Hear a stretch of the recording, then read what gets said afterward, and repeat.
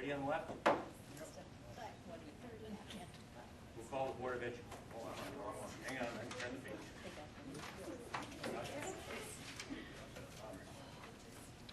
Call the regular Board of Education meeting to order on Monday, August 27, 2012 at 6:30 something. Pledge of allegiance.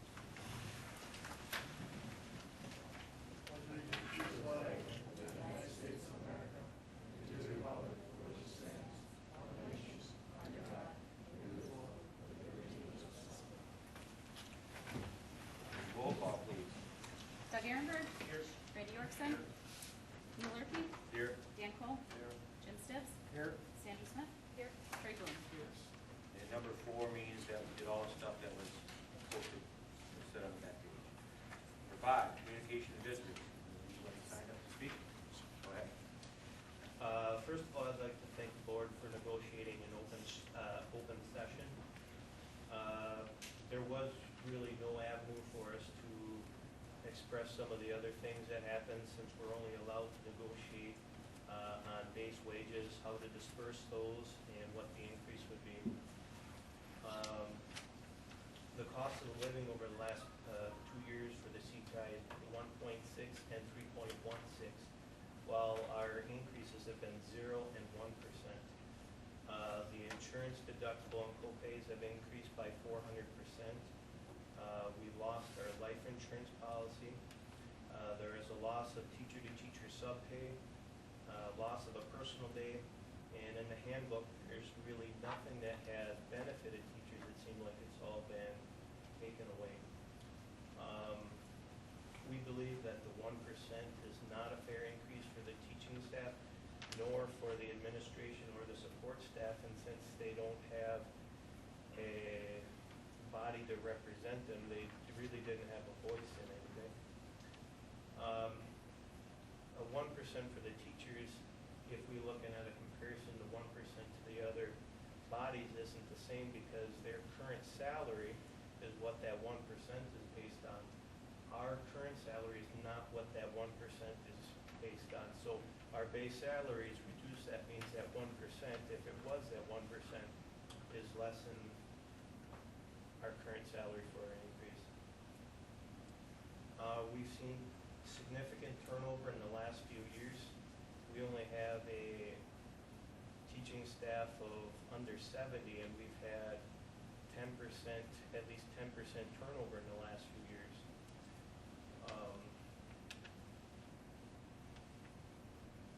What do we do to entice these people to stay? Why? How can we get the best of the best here? Why should people come to our district? You know, if we have a 10% staff turnover every year, that has to say something. It's increased cost to the district to train these teachers. There's a vast level of experience that is lost. As a member of the staff and having children go here, I worry myself about the education that my children are going to go, because I know what experience these teachers that are leaving have, and that's a value to my children. Many of our staff have children that open enroll here, and you know that could change pretty fast if they don't feel that the teachers that are here are the best of the best. In the last part of the negotiations, talked about merit pay coming up, and I don't understand why we couldn't do something on merit pay this year. Show somehow consideration of whether it was in the handbook or something for our work. Thank you. Thank you. Administration. Just a couple comments of my monthly report. Tomorrow we start our back-to-school in-service, and I know Candy might talk to the agenda that she's not here, so she will be hearing. I'll talk to it. Sorry about that. Our in-service starts tomorrow with our new teacher, back-to-school in-service, and then on Wednesday and Thursday, our veteran staff and support staff personnel will be in-house to get the ball rolling for the 2012-13 school year. I know the agenda is in the board book for board members, and I've commented on it in the weekend memo as well. If you are available or would like to learn more about any or all of the items in our agenda over the next few days, it's an open invitation. Just come on into the district and make yourself at home. The one item that I will point out is the training that our staff, along with the Manawa School District, will be taking place on Wednesday, is that training through the Weyauwega County SWAT team. And for somebody driving by the district that may not know what's going on, there's going to be multiple public service vehicles outside of the building. They'll be doing their training session with inside. It's very pertinent information and timely information with seeing what's going on in our communities and in our states, and being abreast to how to handle potential intruder invasion or alert in the building. So we're looking forward to that knowledge base. Is probably the most valuable part of that demonstration will be the question and answer session that comes at the end, where the SWAT team can give our staff and the Manawa staff insight to the fine points of what they do, why they do it, and how they go about that process. So we're looking forward to the start of another school year. A week from tomorrow, school begins. We'll welcome our students and staff back, and we're ready to go. Thanks to all of our summer help, our summer support help, and our staff for getting back into their classrooms again before the bell rings for the first day. Our staff worked tirelessly through the summer as well to prepare for the upcoming year, and we've got some late game staffing assignments that will be addressed over the next day here, but we will be ready to roll by September 4th. So, welcome back. Thank you. You're welcome. I'll let my board report stand. Mine also with 2 additional notes. At the beginning of August, we had to play the Secret Garden. Big thanks to Carrie Green and the staff and the students that put it on. It was very good. And just an open invitation to everybody for Thursday night for the back to school night. All right, thank you. I just want to explain on a couple of my reports for the general fund monthly budget update. There's a 12-13 provisional budget in there. Should we go up to some pages here you're talking about? Yeah, it's right after all the reports. Okay. It's right before the Where is it? Sorry. blue section. Blue? Right before you. Right before the blue. Okay. Right after. And then if you go like 2 pages from the blue, you'll get to the first financial report. Okay. The provisional budget is it's 11-12 budget carried over. Working to get that updated in August with the numbers from the Barrett model of what's in the past. Just want to point that out. And I also want to point out on the next page, the medical and dental summary. We're starting out in a negative area, but we still have 11 months to go. And again, I'm watching it closely with how we changed our funding from last year. Food service came back. Yeah. Not quite of that. It did. Just to comment on that one topic, the final numbers for our summer feeding program, they're being finalized, and at the September committee meeting, we'll look to have, I guess, a roundup of how that program produced this summer and what it meant to the district, if it was a positive, negative, or in between, so we can look specifically at how that contributed during the summer. I had phone calls today that they were gonna go eat here, and I looked at the website, like, oh, I don't think they're gonna eat there today. No, So what justified the start and stop?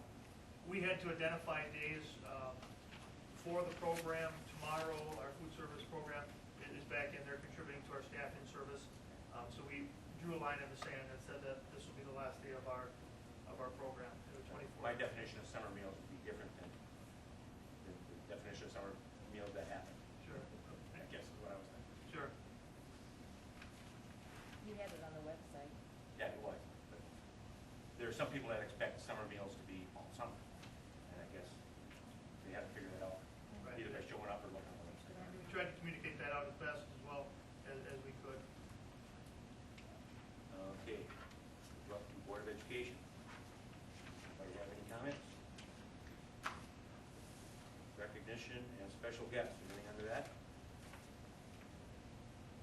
CISA rep, I did not go to the meeting. I do get the board packets and minutes, and I think you do also.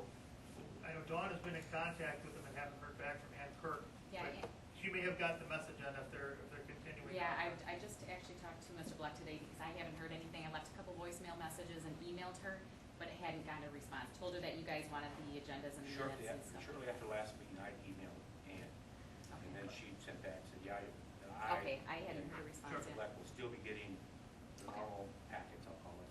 Terrific. And I think I did get the package, so I don't know if anybody else is interested. They're emailable, I'm sure, if we ask. So if you'd like that done, if you want, anybody else that wants that, it's available. Legislative liaison? Just a couple items I want to talk about. We're going to get into this topic much more in depth over the next few days with our back-to-school in-service. As the state readies itself to release individual school report cards in the month of October, and I've communicated with the board some of those highlights and what that will mean. Our district will be given a grade at the elementary, middle, and the high school, and an overall district score. And the administrative team met not this Friday, the Friday before, and sat in on a CISA 7 webinar on interpreting the results of what the school report cards will mean. And we're ready to take on and see what we're going to get. I guess that's where we're at right now, to see what the scores are.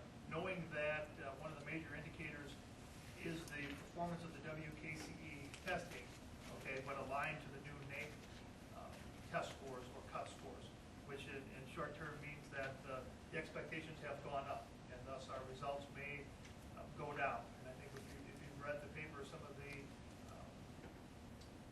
educational articles that get sent out, that's the trend, where the scores are going to naturally trend down.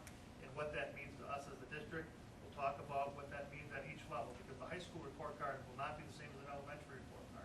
There's different components of college readiness or preparedness, which will be in effect some of the guiding variables as we go forward. So we're looking at knowing more about that and then interpreting it, and then our biggest job is going to be communicating that out to the public in what it means. And that's going to be done during the in-service?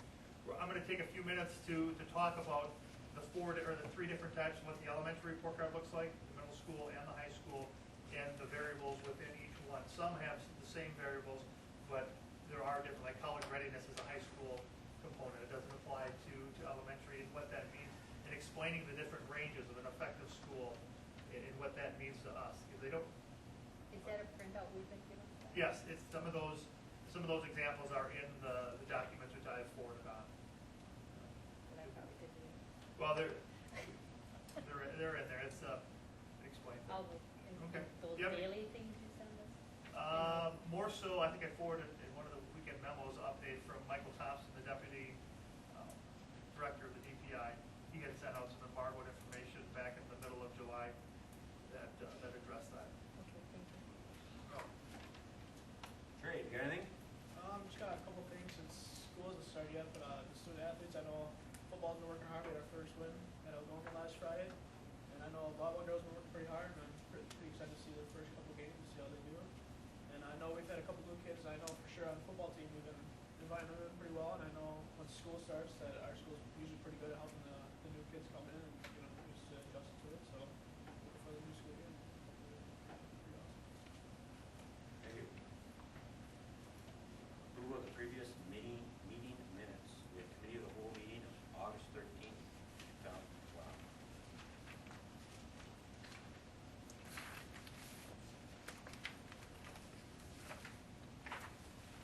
Motion to approve. I'll make a motion. Second. Motion is second. Any discussion? This one roll call? All those in favor say aye. Anybody opposed? Then we'll go to the regular Board of Education meeting of July 23rd, 2012.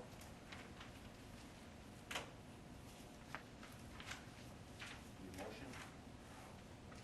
Motion to approve. I'll second it. Discussion? On page 5 of 6, I had talked with Dawn on the bottom. We had the roof project in which the question was called, it was upside down, I think the way it was on the draft committee. The only thing I would make a suggestion, possibly, you've named the secondary motion in and then right after that, we go to roll call. We maybe could call that the primary motion roll call or something. So a little bit confusing from there. Just so that we keep it in the right order. Is the only thing I don't think it's a problem, other than I think we can clarify if there's multiple motions under the topic. Really have it clear. Any other discussion? All those in favor say aye. We're up to 7, consideration and approval of vouchers. July monthly vendor payments. It's yellow sheets.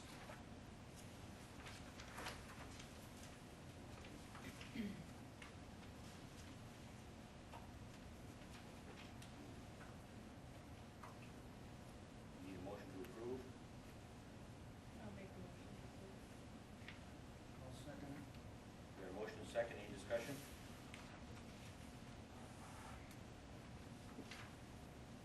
I myself was kind of busy this week. I didn't read through it line by line. Anybody else? Looks like a lot of supplies getting ready for school. A lot of supplies, the purchase of our math textbook adoption was in there. That was a purchase of $44,000, which was approved, I believe, back in the May, the board meeting. That was probably the most noticeable one of a large number. But you're right, Sandy, the supplies, summer supplies overwhelm the majority of receipts. Well, how did they redo the football helmet? They recondition the helmets by, it's state statute that, or law, that they have to take them in and rework them to make sure, ensure that they're safety, and put a, pretty much a safety stamp seal that they're capable to do. I was just curious. Yeah, every year that's done on an annual basis, Every year? yeah. I was just Is curious. that done in-house or does that go out somewhere? That, it gets shipped out, I believe, to the manufacturer of the helmet. They take it through their inspection process. Any other questions? This one's roll call. Sandy Smith? Yes. Dan Cole? Yes. Neil Durkey? Yes. Jim Sticks? Yes. Randy Erickson? Yes. Doug Ehrenberg? Yes. 7B is July monthly cash receipts, the green pages. I'll make a motion to approve. I'll second it. Any discussion? Not many pages on that. Hearing no further discussion, we'll roll call. Randy Erickson? Yes. Jim Sticks? Yes. Dan Cole? Yes. Doug Ehrenberg? Yes. Sandy Smith? Yes. Neil Durkey? Yes. Old business looks like it's blank. We'll go to consent agenda, and I've been informed of one item on the consent agenda that we should delete before this is approved, number 2H. That person has been extended a job and has said no. So I guess that one should be scratched. The 2H. Oh, I was looking at something. All right. So if everybody understands that one, you can go forward. But 2H is going to be scratched out of the consent agenda. Make a motion to approve the consent agenda minus 2H. I'll second. All those in favor say aye. Aye. Anybody opposed? Okay, I think we can only read what happens. The board approved is consent agenda resignations of these district employees. Miranda Besto is freshman girls basketball coach. Julie Hendricks from middle school track. Joe Sams from head freshman football coach. Leah Kraut-Kramer, the custodian. Jennifer Huffman, the school psychologist. Jim Weisner, the assistant freshman football coach. Julie Burgess as an educational interpreter. And Jennifer Melgren as English Spanish instructor. And the board additionally approves in consent agenda the hires of Mike Hanson as JV football coach, Joe Sams as JV football coach, Alicia Winter as the paraprofessional, Sandra Rupno as the paraprofessional, Tim Weisner as the head freshman football coach, Cameron Hooker as assistant freshman football coach, Greg Brock, school and Greg Brock as school psychologist. District extends a thank you to all individuals that resigned from their effort and time spent in the district. I'd like particularly to highlight 2 individuals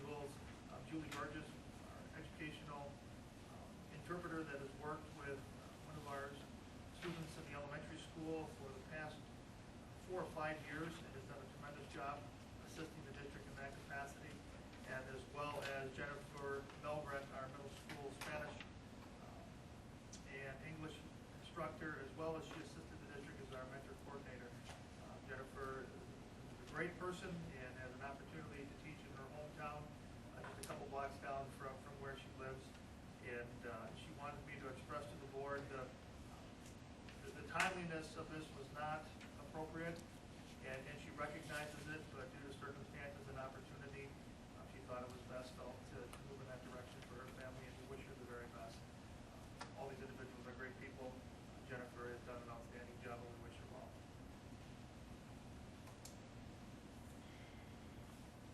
And hers, some of these bump up against, I'll call it the penalty clause for lack of a better term, and that gets handled from last Yep, days it's- and stuff. If the liquidated damages applies due to the timing of the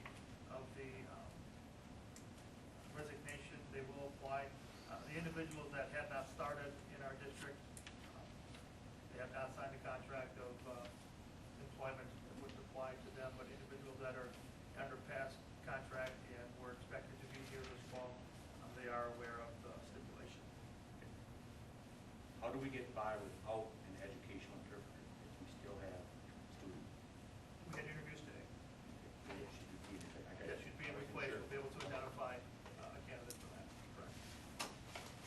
No, I wish you would, a lot of these people, I know you're gonna have to have them beforehand. I wish the committee meeting would bring it forward, why we're hiring some of these people. I know a lot of these are spur of the moment things, but I mean, how the rest of them.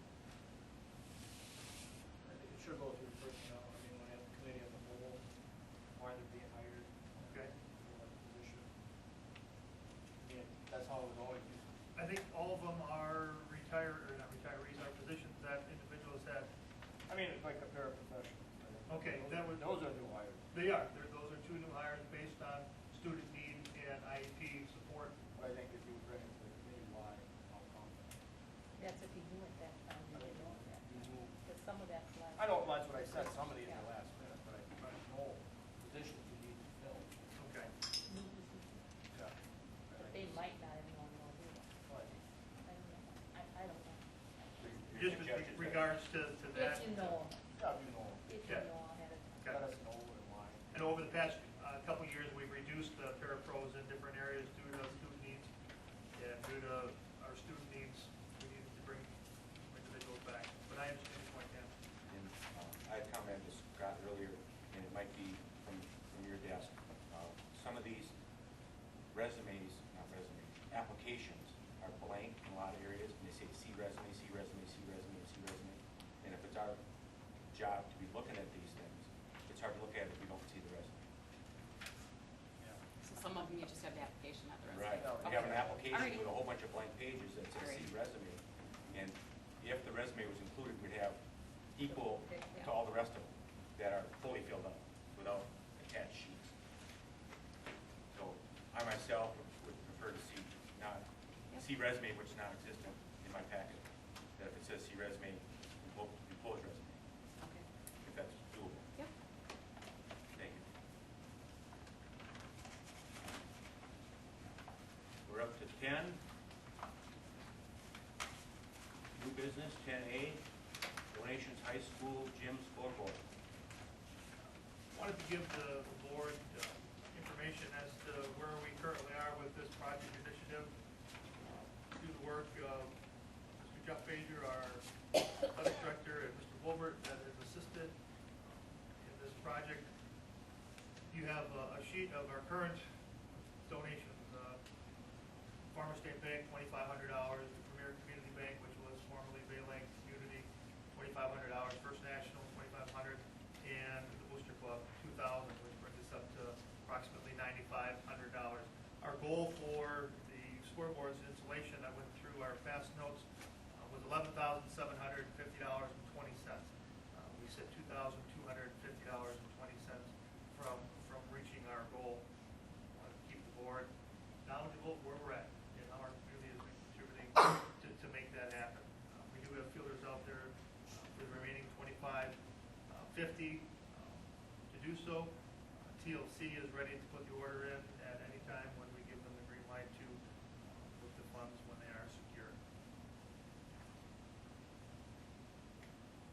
Brad had some questions as to whether these are one-time sponsorships or they're annual sponsorships.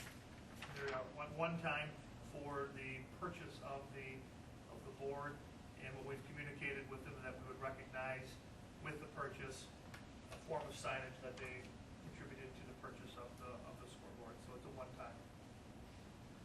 And if, I guess my concern is, 2 years from now, somebody else wants to contribute, can you just keep adding and adding and adding to the contribution of this board? Or should they be annual contributions? I guess those are some discussion points maybe for committee level, of how this district wants sponsorship of scoreboards or any other sponsorships. Okay.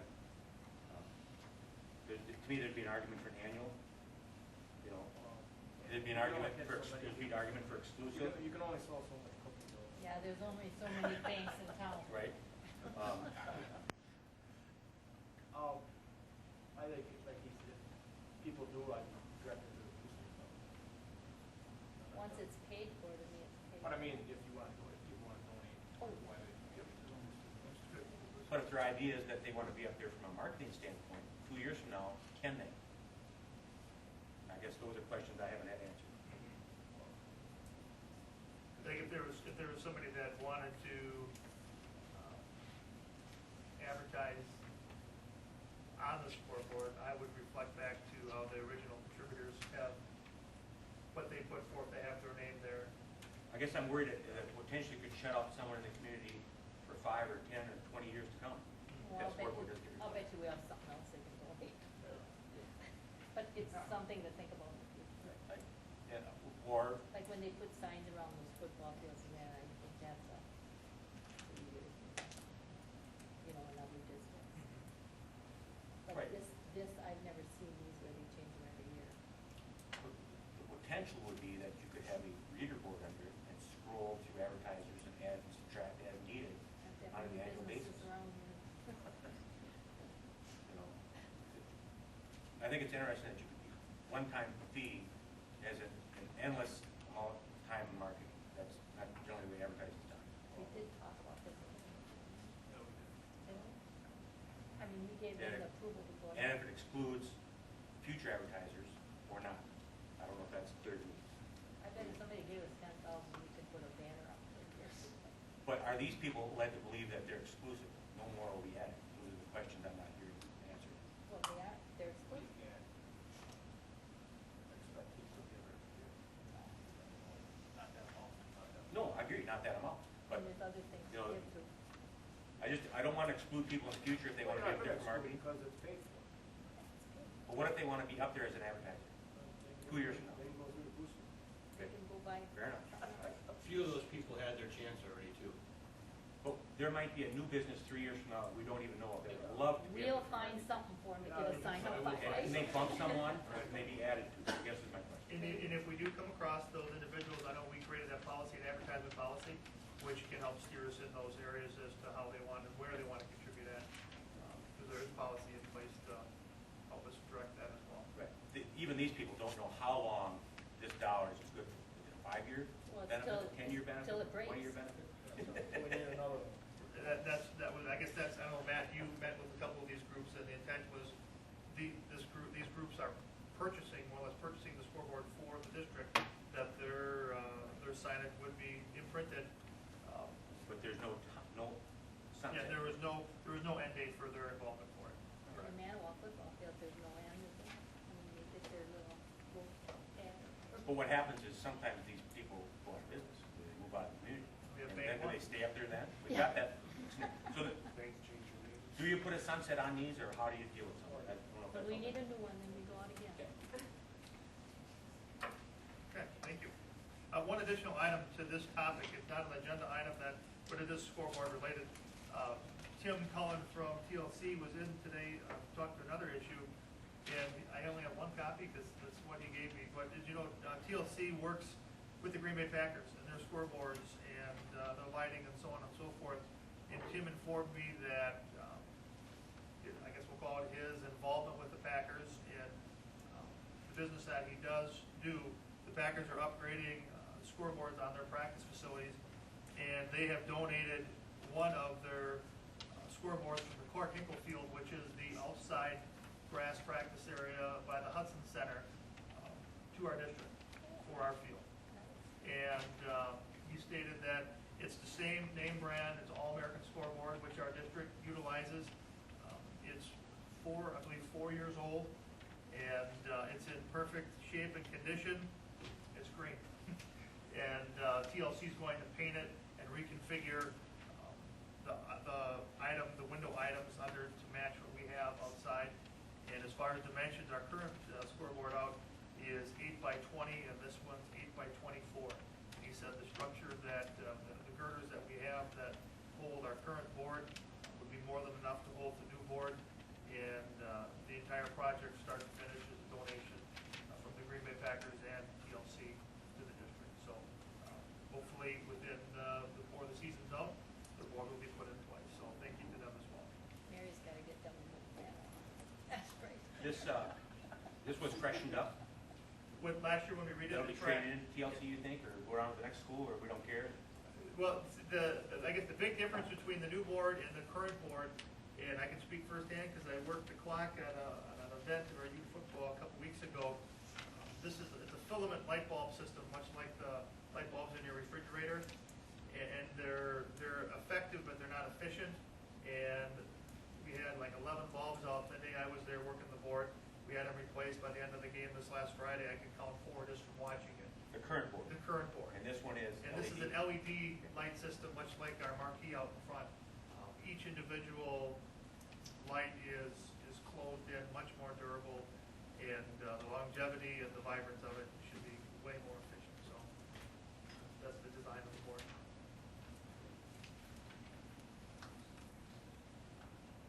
But we don't own the old one, TLC's getting it, right? I guess that's my question. Well, we do own it. That scoreboard is ours. And what's the district's intent in that? Maybe that's my question. I guess I got this less than an hour ago. I guess I haven't thought to the intent if it could better service at one of the baseball fields potentially, or softball field, or somewhere else. I don't know. I don't know if it could potentially be retrofit. Right, I guess I didn't know if it was being traded in, or if we're gonna reuse it, or Sure. what the other one, we spent money fixing it up a little bit last year. but Right, I guess we that put was- paint and lettering on it to brighten it up. Okay, that's the scoreboard. Anything else there? Not this time. We go to B, policy 421, entrance age.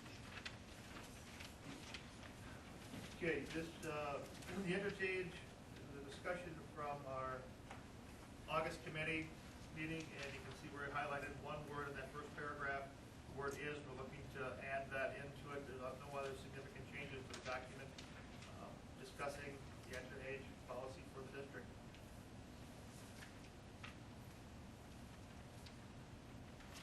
Our history has been that we just approved these, and yet I look back at some old history, and there was a time we did 2 readings. Is this board comfortable with passing these? I know I am, it's up to everybody else. If the 2 reading thing is, we need to go back to that or not?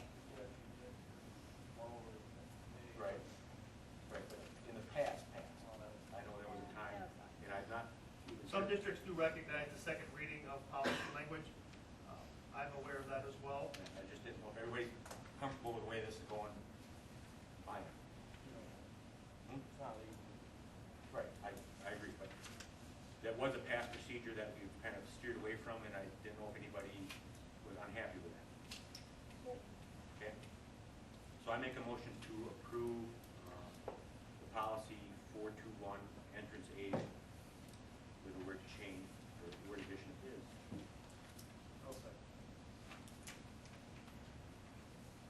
Any other discussion? All those in favor say aye. Anybody opposed? Then we'll look at policy 421.1, which is early admission to kindergarten / first grade. And again, some wording changes in section D underneath the criteria, striking the word stability and mental maturity, noting that it's not needed to get the point across of what we're looking to accomplish of what the meaning of the paragraph is. And then again, at the bottom of that page, mental academic maturity, striking the word mental is appropriate. And on page 3 and 4 at the top, noting that it's kindergarten and or first grade.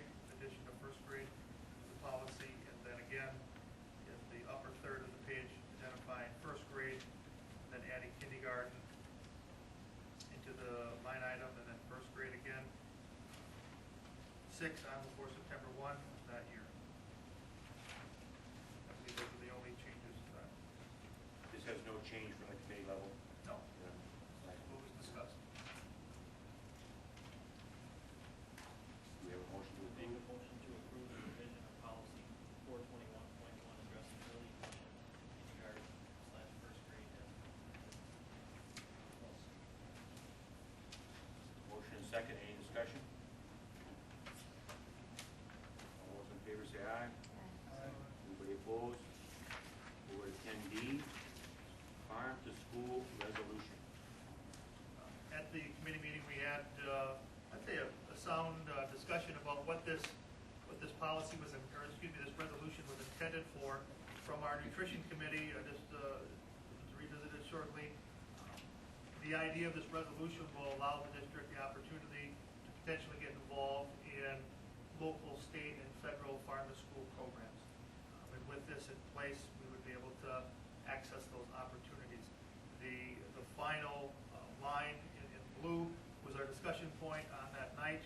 If we got it right, it states that therefore, be it finally resolved, the superintendent is directed to report back to the board annually on the farm to school initiative. I believe that was the intent of our discussion, to communicate that. I'll make a motion to approve the farm to school resolution to allow the district opportunities to participate in local, state, and federal farm to school. I'll second it. Any discussion? All those in favor say aye. We'll go to 10E, bid waiver for high school band uniforms. Okay, at our committee meeting, we had Andrew Schmidt, our middle school, high school band instructor present, as well as some samples of our current concert jackets and overlays. And with Mr. Wilbert and myself, we had a discussion about the history of where our current uniforms are, what we've done in the past year as far as the purchase of the trousers or the marching pants thus far through the hard work of the band boosters and our band students. And we brought forth the concept or the idea of the board to support the potential purchase of the coverlays and jackets, noting the work that has gone into it, and in the past, in the process of developing our new potential option, and then recognizing our purchasing policy that for this to happen, the board would have to recognize a bid waiver because the overall cost does exceed $10,000, which is a sealed bid, 3-bid requirement. So we'll be seeking the bid waiver to potentially purchase the garments with a 1-bid presentation or bid.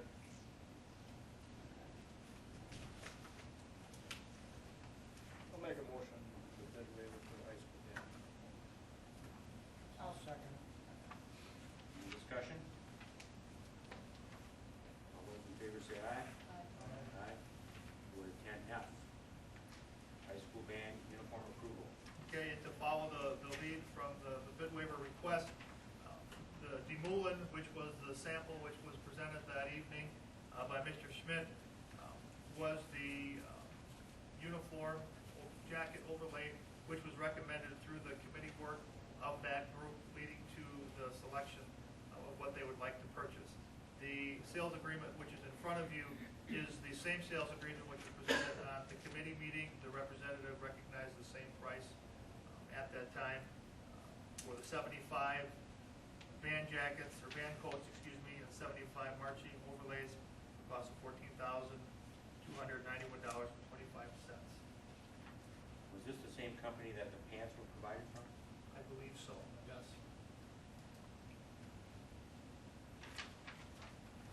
I'll make a motion to authorize the purchase of 75 high school marching band jackets and overlays for a cost not to exceed $14,291.25.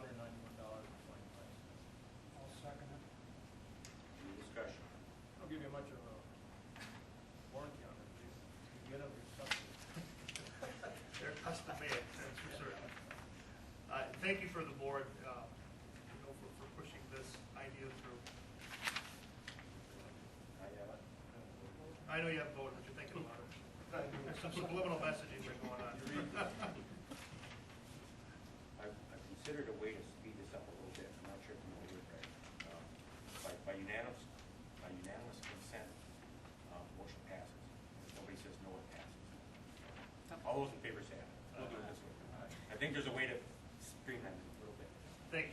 appreciate that, the band department and our communities as well.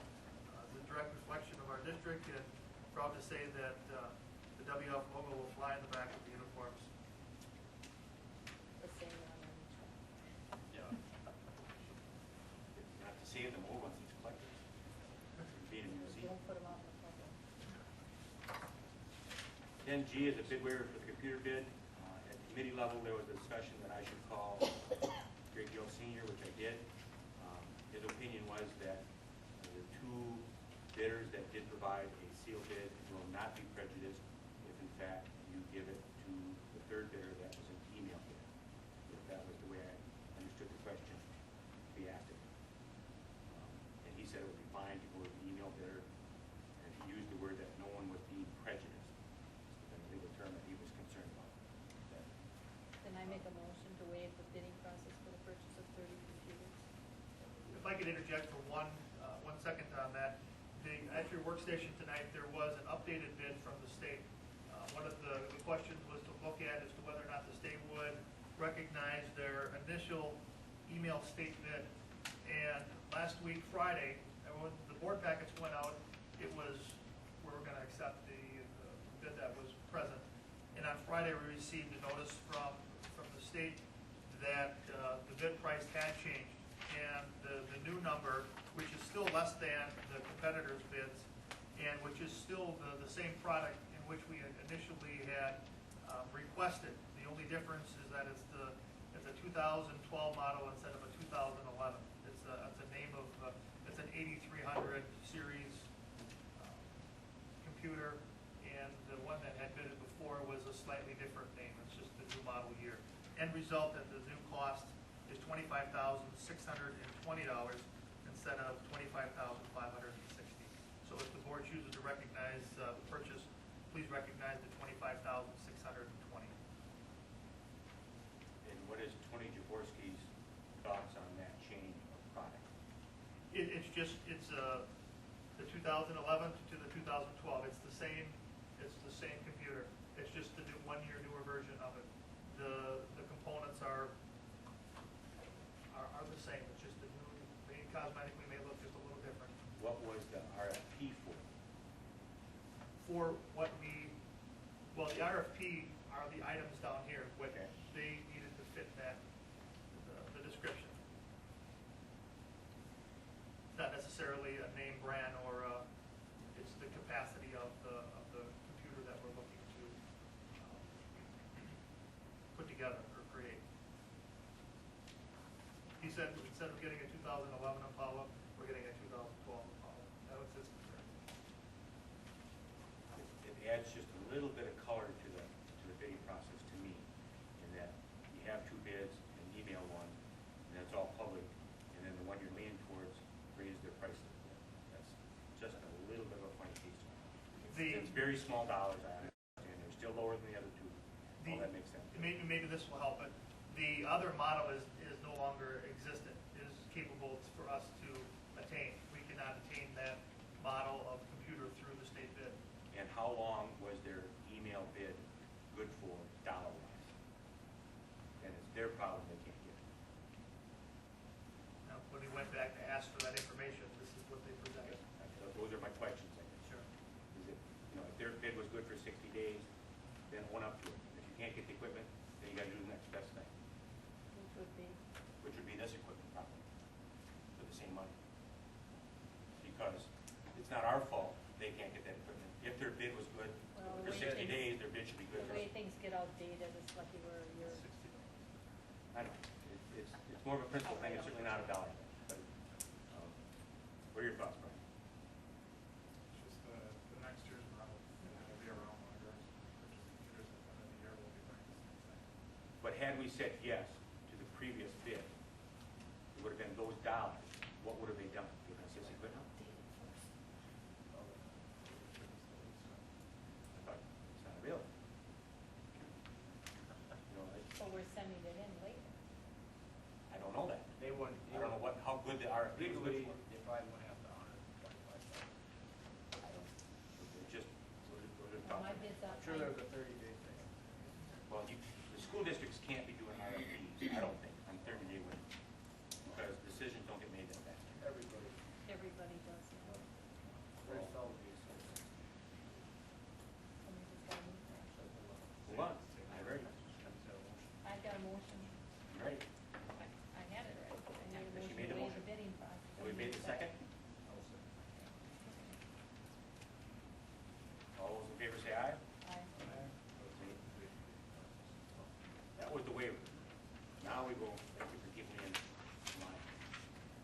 we go to the computer bid approval, which has been probably thoroughly discussed. Except we have to change that. It's gotta change.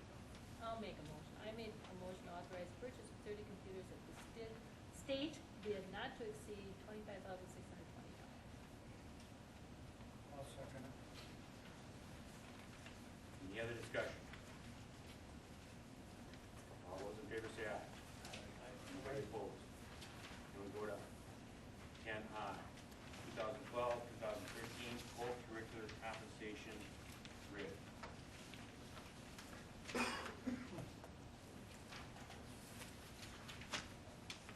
Just to revisit some of our talking points from our committee meeting, there were two items that the co-curricular committee brought forward to the board for consideration. The first was the addition of a athletic supervision, an event supervisor, or supervisor manager position to the grid with a recommendation to bring it in at lane 3. The individual that currently takes on that role is our athletic director, Jeff Fager. He would be the individual that would be recognized within that position.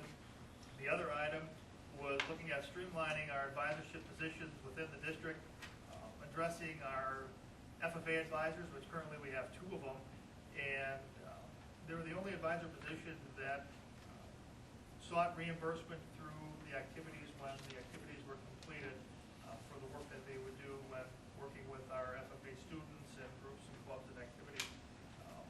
And looking to streamline the process, it was a recommendation of the committee to bring in the 2 positions into lane 1.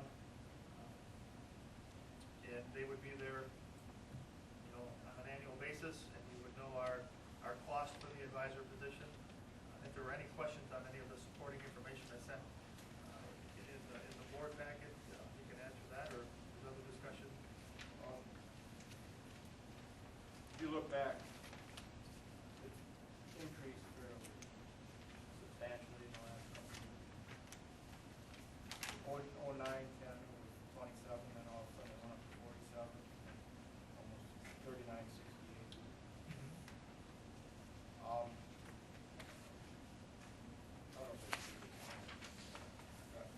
I think these could be split from a committee level.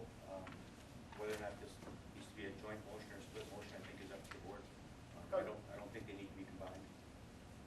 To get your 36 and 39, you added lodging, FFA, okay, mileage, meals, you have your wages at 32. Yep.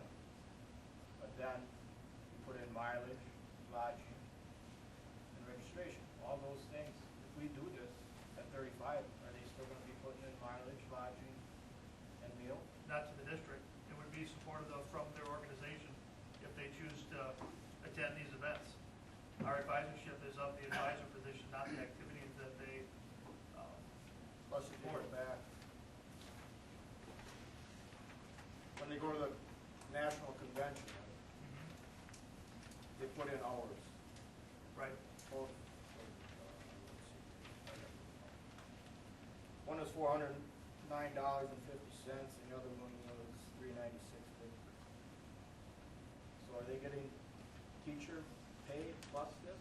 It was beyond I believe the supervision of the students beyond their workday.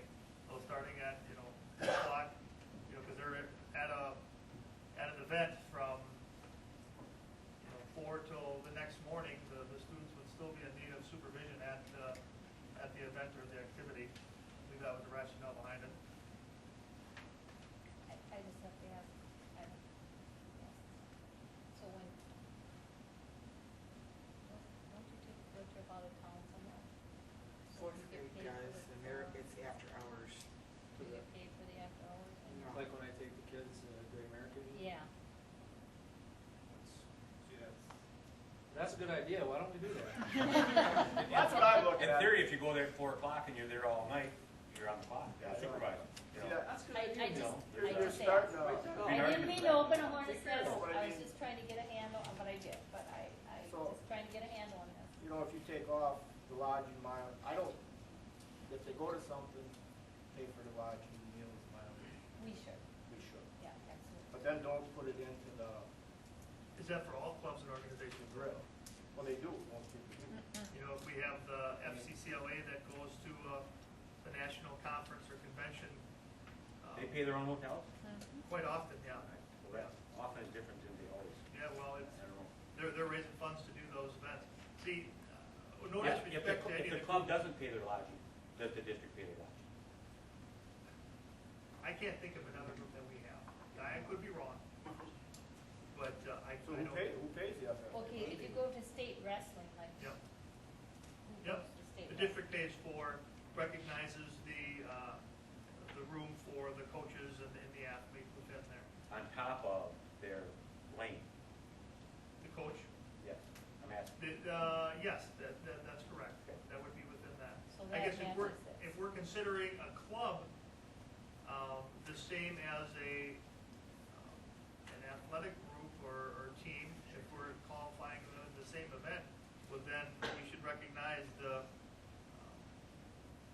I guess the lodging, the meals and mileage that would go into every other club and organization that, and I think this might be some of the difference, that chooses to go to a national convention. I know some of our students earn the right to go to there for their different accomplishments throughout the year, but I know as well that a chapter chooses to make that part of their annual activities is going to the national conference. And do all the kids going to the national conference receive recognition? I don't think they do. A good majority of them do, but there's some that do not. So I guess if we want to consider the same accolade for an FFA student that is recognized at a national convention for their accomplishments as, let's say, you use the wrestling individual that goes to the state tournament, then the district would recognize that equally. I don't think that's happened equally in other areas. I just don't know. I'm not criticizing this at all. I'm Right, just absolutely. What I trying to mean, get a handle on that's what I'm kind of. Sure. You've got FFA on mileage, elementary and then you've got place. agricultural mileage. What's the difference? Sorry, Kurt. I mean, listen, we made it, we got to where with it. We got, the last sheet has nothing compared to this sheet. Got the committee level and then. Right, because Because we asked for it. we wanted more detail. We asked for it. We asked So them go to ahead. do Who this. pays the FFA mileage? The The district. FFA, the district. The district paid for the expenditures that are in front of you, the district paid out. Those items. What was the FFA mileage and agriculture mileage difference? I mean, why is there two line items? I don't know, Brian, and that for the, The agriculture mileage is for her cascade. But I'm looking at it, you took the lodging mileage and meals within the national convention. You could take off $1,083 off, then you would be close to $83. I mean, we have two people. Is this going? Most school districts, I would say, probably have one. you're correct. Is this going in lane three? No, I'm. This is Lane one. He wants to go to lane one. I'm The comfortable. committee recommended lane one. I'm comfortable with lane one. Because I don't have problems paying the mileage meals. Because I've seen this, we've seen mileage from it. Yep, you have. The You can't really put the mileage, because we've seen mileage. So now if you say this, we're not gonna see any mileage, we're not gonna see any meals, they're gonna have to take it out of their. Out of their chapter. Or right Not, now, however well, they- you can't take it out of the chapter.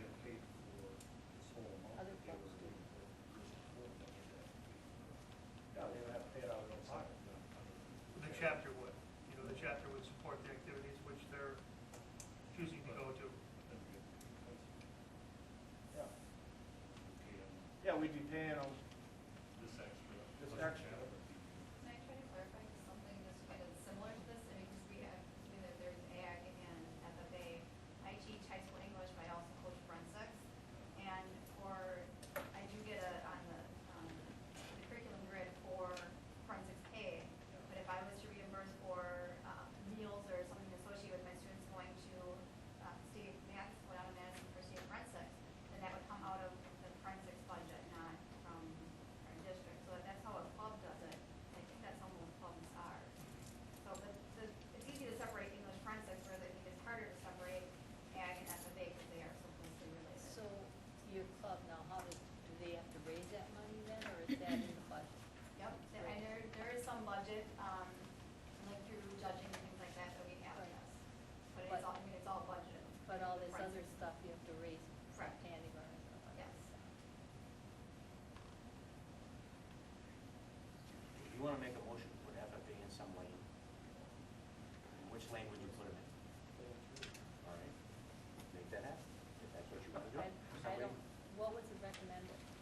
lane one was the compensation committee recommendation for the position. Because I've seen mileage from, we've all seen mileage from them over the years, dealing with FFA and stuff like that. So I don't, how all of a sudden, how you gonna put it in there? So what would happen if you just take it out of that lane and continue like it is with you monitoring every expense? Because you must, somebody must approve. Then they're gonna have to say no better than they have been. No, I didn't say that. I didn't say they have to say no. Or it could, it may continue. I'd to rise. rather have the district pay the mileage than the FFA. If you went to lane 3. But they don't pay the mileage on lane one either. Well, this, I'm sorry, I'm totally. it's confusing. It is. And we would To look. get up to the 39.68, they added the mileage, meals, and wages, and Mhm. that's never been done. We've always paid the mileage and the wages for the meal, the meals and stuff like that. We've always paid. Plus, they put it in as a separate bill, plus the hours. Now they wanna lump it into the grid. Does this have to be decided between those or the separate committee and the director? Unless I'm the only one totally confused, I can vote, I can abstain. Well, it is confusing because it's not what we had that day. Well, no, but he The brought you the request was to information bring you back asked all for. expenses Yeah. for the FFA advisorship and what that means. And these are all the expenses that are generated towards the FFA advisorship. I'm looking out there saying, No, you brought us exactly what we asked for. you got Mike taking his kids, he doesn't charge. I do now. He's gonna now. Well, how you he's gonna- not overnight either. You're gonna open up, I mean, if they got it, why can't I? No, they're not like that. They But won't. it's been that way for years now. The only reason that Nah. we're questioning this is because, Scott, They we were grew up trying with to the say co-curricular committee to simplify things, so this is what they've been getting, and now by putting them in lane one, it's less than what they built the last couple of years. Yes, previous years, it was less than lane one. But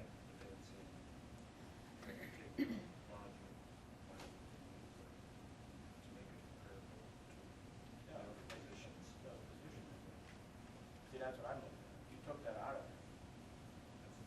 I just have to say, if we vote tonight, I'm abstaining because I have to go through this and understand it. The board has multiple options to look at. You can continue as it currently is, or if there's a recommendation to take it other than what the committee presented, those are all the options that can go there. If there's more information that's sought, I can do my best to bring what else you might want to hear as far as the expense to this advisorship. Well, we'll try this and see how it goes. I make a motion that the FFA people be entered in extracurricular compensation grading in lane 3.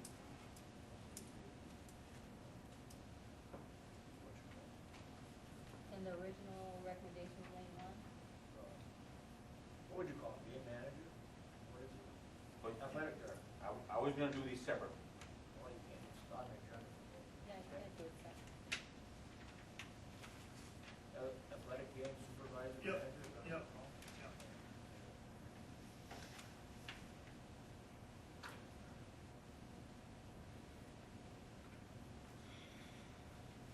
Tell me what I've got so far. That FFA people be put on the extracurricular compensation grid at lane 3. What do you wanna add? Athletic game supervisor, manager. Along with the athletic games supervisor manager. Now read it, see if we all understand, please. That FFA people on the extracurricular grid. Can I change the word people to advisors? Yes. Would that be cleaner? I like that. Thank you. That the FFA advisors be put on the extracurricular compensation grid at lane 3 along with the athletic game supervisor manager. So you're moving other people to now, or No.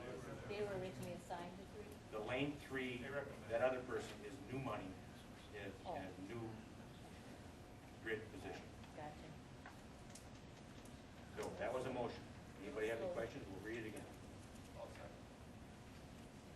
discussion? Okay. Anybody figure out the average wages between the last, like, 3-4 years? I mean, wages and registration, see what, what's average. I have no idea. I was wondering if that's, that average would fit in that lane, or if it should fit in the lane. Okay. The amount that they turned in for the last 5 years that we got, it's kind of what it was. Well, yeah, just wages and registration, because then they can, I'm understanding that through school district, we paying, lodging, the mileage, and the maintenance rate. Because that's an every year payment. The wages and registration. The bean counter's over there. If you want him to do some math, he can whip it up. What do you want? The average wages for Ms. Dykes and Ms. Peterson for the last, say, 4 years. Wages and registration. For the national conference, This is over and for above everything? their extended contract. Yes. But that's, I'm talking about what is gonna be,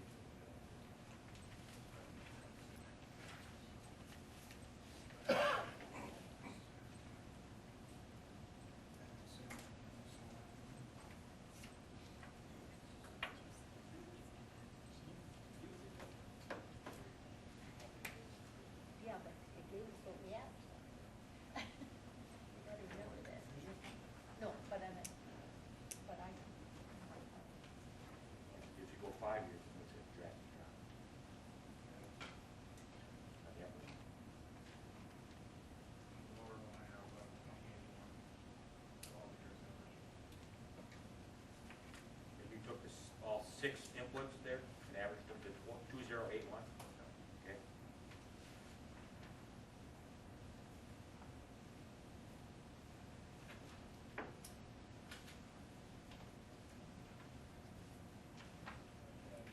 Any more discussion? I was working on top of it.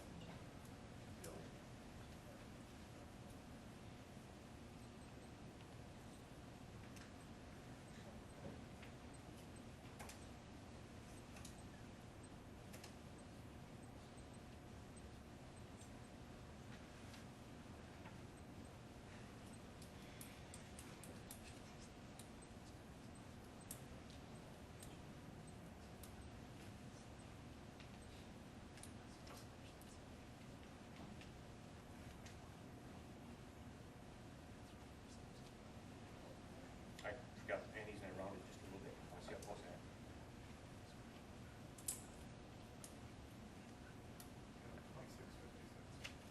I had 26, 26 or something. I don't know.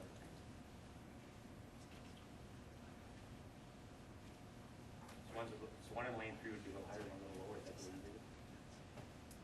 Any other discussion? Any other question? What do we have now? We have a motion on the floor, do we have a second? Yes. Then we can ask questions. Yep. Is there any reason this can go back to committee? The school year starts next Tuesday. That I know.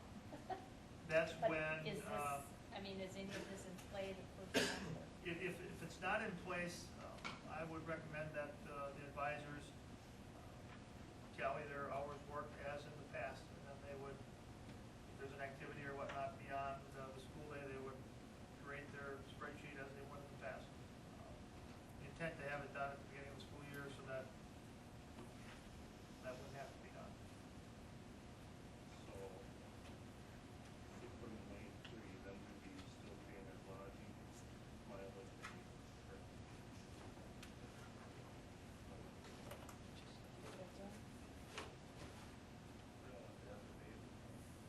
Oh, that's, How does that work with you guys? You couldn't pay mileage. Well, they go on the I bus. don't stay overnight, it's just a long day. Not to talk out of turn, but I was one of the members on that committee, and just when you take a look at those lanes, as you can, other than looking at dollars and cents, also weigh in on, look at the other titles in those columns and say, okay, is FFA a advisorship comparable to what these people in this lane do versus what these people in this lane? So that's something to consider, And the committee felt it was, that it was a lane one. that it, Yeah, that's where we placed them. Now, some of this physical data, I don't know necessarily saw that, but The rest of these are all one. You got one head basketball coach, you got one head football coach. You don't have two. that's, And I think one of the concepts is that this position during the school year, okay, it starts Monday or Tuesday when we come back to school, and it goes to, May 31st or the 1st of June. It spans the entire length of the school year. I know I had coach of a specific event. This sport seems specific. They're involved during a longer time. But they have, they have the extended contracts, I mean. They do. Over They're and just the above summer. the extended And, contract. and your comment was, A had basketball, A had football, A had girls, 3,500 some change. Two, at lane three at 2,400 exceeds 5,000, just under 5,000. So, I'm two gonna ask positions instead of a one. question, but please don't think I'm talking about the people involved, okay? Because I know they work very hard. You put them in lane one based on what they do now, right? Does that mean they will continue to do all those activities? That's the intent. These individuals could resign from their position as well. Just as with any of the individuals in the grid, they could put in resignation. Oh, I understand that, but Yeah. The intent would be to continue on as to what they are currently doing. I don't know, Because I Matt, if you remember have specific. there were a list of activities they did, and you guys must have looked at that on the committee. What were you on? Right, we As looked at that professionals, I would expect, knowing them, that they would continue to do that. I would too, and But Mr. Black brings up a good point, there's possibility of resignation. there's always that possibility. Right. There They're is. not tied into their contract with the athletic director? No. It's an advisor, a coach. So Can that resign. advisorship isn't tied into their job even, so your face person isn't tied into her even though that's tied into? Not contractually. Should be. Who's all on the committee? me and Julie Hendricks, Scott, and Matt, Doug, you, That's right, we did have a. what's your favorite? Is that your favorite? Jeff was there, yeah, correct. I guess I'm not understanding why if we had a committee look at it, why we're trying to change something that we weren't involved with. Right, because I wasn't. They looked at it, how we did it afterwards, and we're trying to change something that they looked at. That doesn't make a lot of sense to me. I think the first time around was a lot of time that was probably already included in the STEM contract. In other words, not a 190-day year, but a 240-day year. So much of that activity was already being compensated as a longer paid for. But they understood that committee understood that. And then there's questions about lodging, mileage, meals, that kind of thing, whether that had been paid the same as these other coaches. It sounds like. And my understanding is this isn't costing, isn't adding anything to the budget, it's just moving money from one area to the other. Right. That's the intent. The It's not athletic, taking away from the other people on the grid. Just about the It's- same amount of money, it's gonna be the no, same. it's way higher than it was on the average, not way higher, but it's certainly way higher than it was 3 years ago. But irregardless, this was budgeted for and this, okay, I got it, I know, what you said like this. Okay.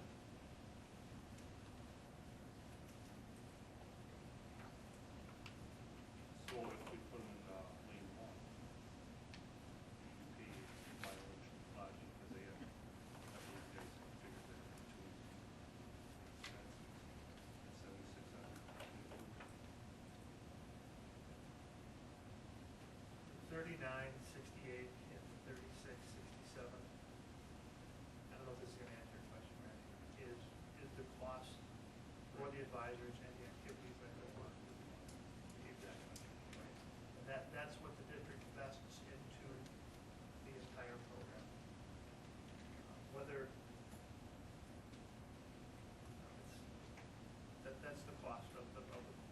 the FFA program right there. So they're not gonna get additional, But then, they're not getting additional funds, other than their extended contract. correct, they could extend, they're on permanent or extended contract. Well, then whatever, yeah. Any other discussion? Roll call, please. First Can you of all, read the motion again? read the motion. Please. Motion by Neil Lurke, seconded by Dan Cole, that the FFA advisors be put on the extracurricular grid at lane 3, along with the athletic game supervisor manager.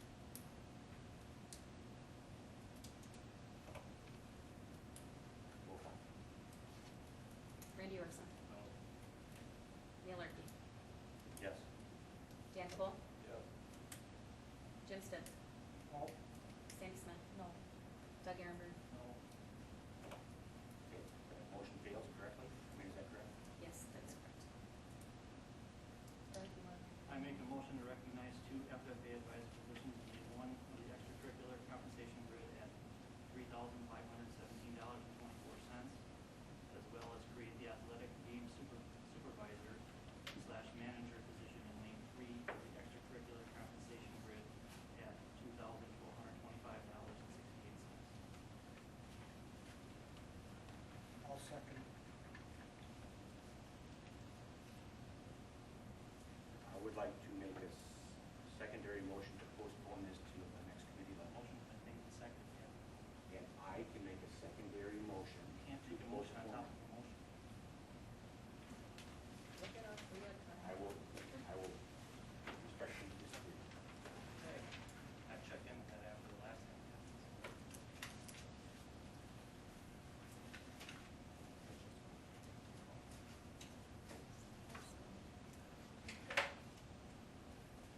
I think there's, from a committee level, all the way to here, there's not clear as to whether the lodging, the meals, and the wages are going to be paid by this lane one or paid by the district if we put these people on the line.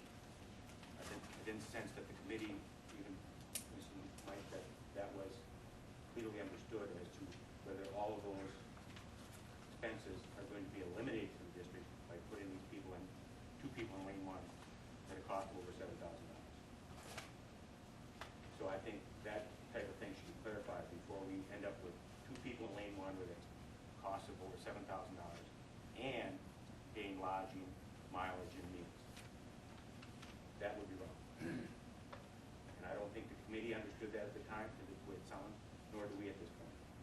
And that's why I'd like to postpone it. And I believe a secondary motion of postponing a motion is doable. Well, I would disagree. It'd probably take me a minute. Well, let's vote on the secondary motion. I vote.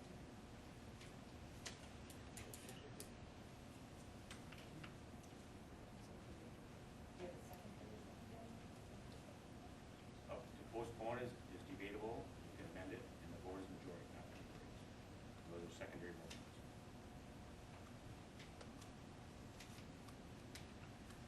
Okay. Well, if my motion to postpone it doesn't second, it dies. I believe I can make a secondary motion to postpone this to the next committee. Followed Are you up after making the it or last not? time it happened back in February. Gentlemen, both members, Okay. you can look it up in the book. So the question is whether or not a secondary motion to postpone something can or can't be made. Is that where we disagree? After a motion is made and seconded, it has to be voted. What are secondary motions? I have no idea. Okay. All right. Can't make a motion on a motion. Yes, you can. They're called secondary motions. Well, then make it.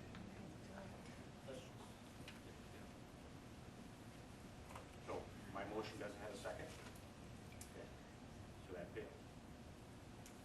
So then there's a primary motion, which is, oh, it's read here, sure. And roll call, please. Sandy Smith. Yes. Was there a second on that? Yes, there was. Jim Stitt. Doug Aaronberg, Yes. Jim Stitt, Yes. Randy Yorkson. Dan Cole. Dale Lurkey. No.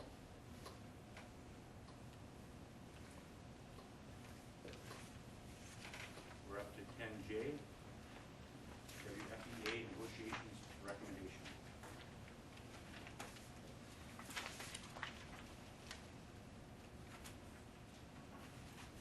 I'd like to do what they suggested. Take your money to the 1% and then you guys decide from there. For this year, and, well, Well, I mean, that's, That instead of a 1% if you across want the to do board across raise, the board, then. take the same dollars and merit pay. Some should get more and some should get less. Based on, based on what? Your ability as administrator to, for the 2012-13 year, with that 1% that's No, that's what the union potentially has. identified? yes. Okay. With no worker criteria put into any of the discussions as to where we're at? I think that's well within the administrator's job description to know who warrants and who doesn't. I have a question, could I? That goes back to the disbursement model though, or the disbursement topic of how that 1%, and that has to be a mutually agreed upon item with the association. It was not our final offer. Other than procedurally, I believe the board could say 0, but give you authority of the same amount of dollars to use at your discretion. That was not our final offer. We made a final offer. Are we now taking that offer off the table? The final offer was not accepted. So there was I no won't go there agreement. without a legal counsel. I don't think we can And change it. in my discussions with Greg Gill Senior on Friday, he tried to make it clear as to what some of the options were to me, and I'm trying to relay them to you. Could I ask a question? You spoke to us at the beginning. Was the union at that time recommending merit pay? Excuse me? I don't think it was a recommendation of this, but we were curious as how what will be happening. There was mention of it for next year and the years to come. They would like to be part of the criteria or the planning committee when it was. You weren't recommending it for this year then? No, what I was saying is that in the handbook, there was nothing to reward for doing the good job that we're doing. So, instead of going to 1%, do something that says that you're. Were you saying this year we should? No. You were saying in the future. In the future, you're talking. I wasn't quite clear when you did say We that. can't- That's something that needs to be thought out. We can't just throw this together in a matter of months and expect it to stick without somebody taking the fall for an evaluation that might go wrong. Right. Which is what, right now, process of training and all that, is evaluating after. With our teacher effectiveness model. Yeah. Just to help clarify, we heard that with the articles that are coming out, our students may not perform as high as they are going to perform. We heard that our evaluations now are directly connected to student performance. So we know right now that the students are under the gun, which we're directly connected to. And we haven't been evaluated that way in the past. And we do have some information coming this tomorrow. But Rich, my understanding is the scores going down aren't going to matter, because you're not being evaluated on the kids that are being tested this year. What was in our school newspapers? About the accountability through the, Grades? But you're evaluating the kids over a period of time. I've been going to every meeting, that's what I've gotten Well, out. the way Am it I right? read was, You're not going to There's say, a growth model in there. there's a growth model in there, not that you're gonna be evaluated this year that your kids But were. this year's growth is based on previous year's Right. statistics, so it may have some bearing on this year. from what I think. I would agree with that. Well, The, I'm gonna keep going to every meeting then. and the 1%, I think the clarity there was, the 1% was on the current wage that was taken home, not set back. But So- I was in question about your statement. I was shocked that you would come out, that you would want merit pay this year. That was But you misunderstood. did not mean that. Right. Pay All from right. there.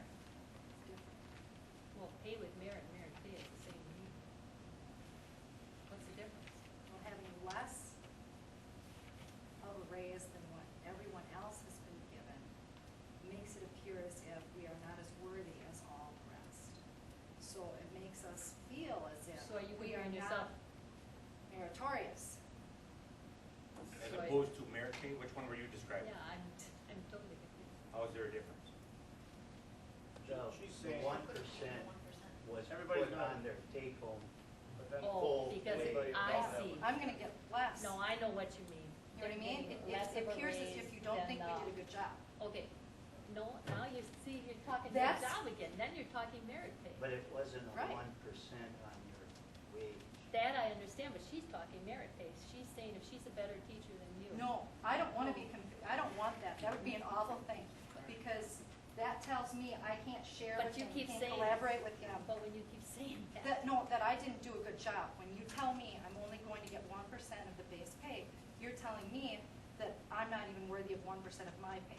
Well, then you're saying, That, it tells me that I didn't do a good job. I can see why you're saying you're I getting didn't, less. I didn't do as good as all the rest of the employees. Of what employees? Your fellow teachers? No, all my fellow teachers are in the same boat I am. Okay. The Now I rest know of what the you're saying. staff here. I understand what you're comparing now. Yeah. Sorry, I'm also. Doesn't feel like I earned merit. And we're really, yeah, we're concerned Oh, about we how should that be would even working. work. Right, yeah, and if you talk about merit pay, then you're keeping a pool of money. If you want to give me merit pay because I'm so good, Rich has to take a cut in pay. And now you're going to pit teachers against one another. That's what'll happen. And you want us to collaborate and share and help each other out, not keep, you know what I mean? You do realize that is what's coming. You can't now realize it with Scott Walker as that was one of the big things. Well, you are the school board. Yeah, same You here. run the school. You run a lot. He just Yeah. gives you the dollars and Well, the. so did the whole Department of the United States. I mean, it's gotta be, But we aren't talking about that now. Let's get back to this here. I would like to give some teachers more than 1%. And I think some teachers don't necessarily justify 1%. And you're gonna judge it. Criteria. What's your criteria? I can tell you that your judgment on might differ from Scott Black's judgment or. I agree, and that's why we have IK administration to determine that. And that's why we approved sending them to CISA so that they could learn the new system where they, but let's not fight.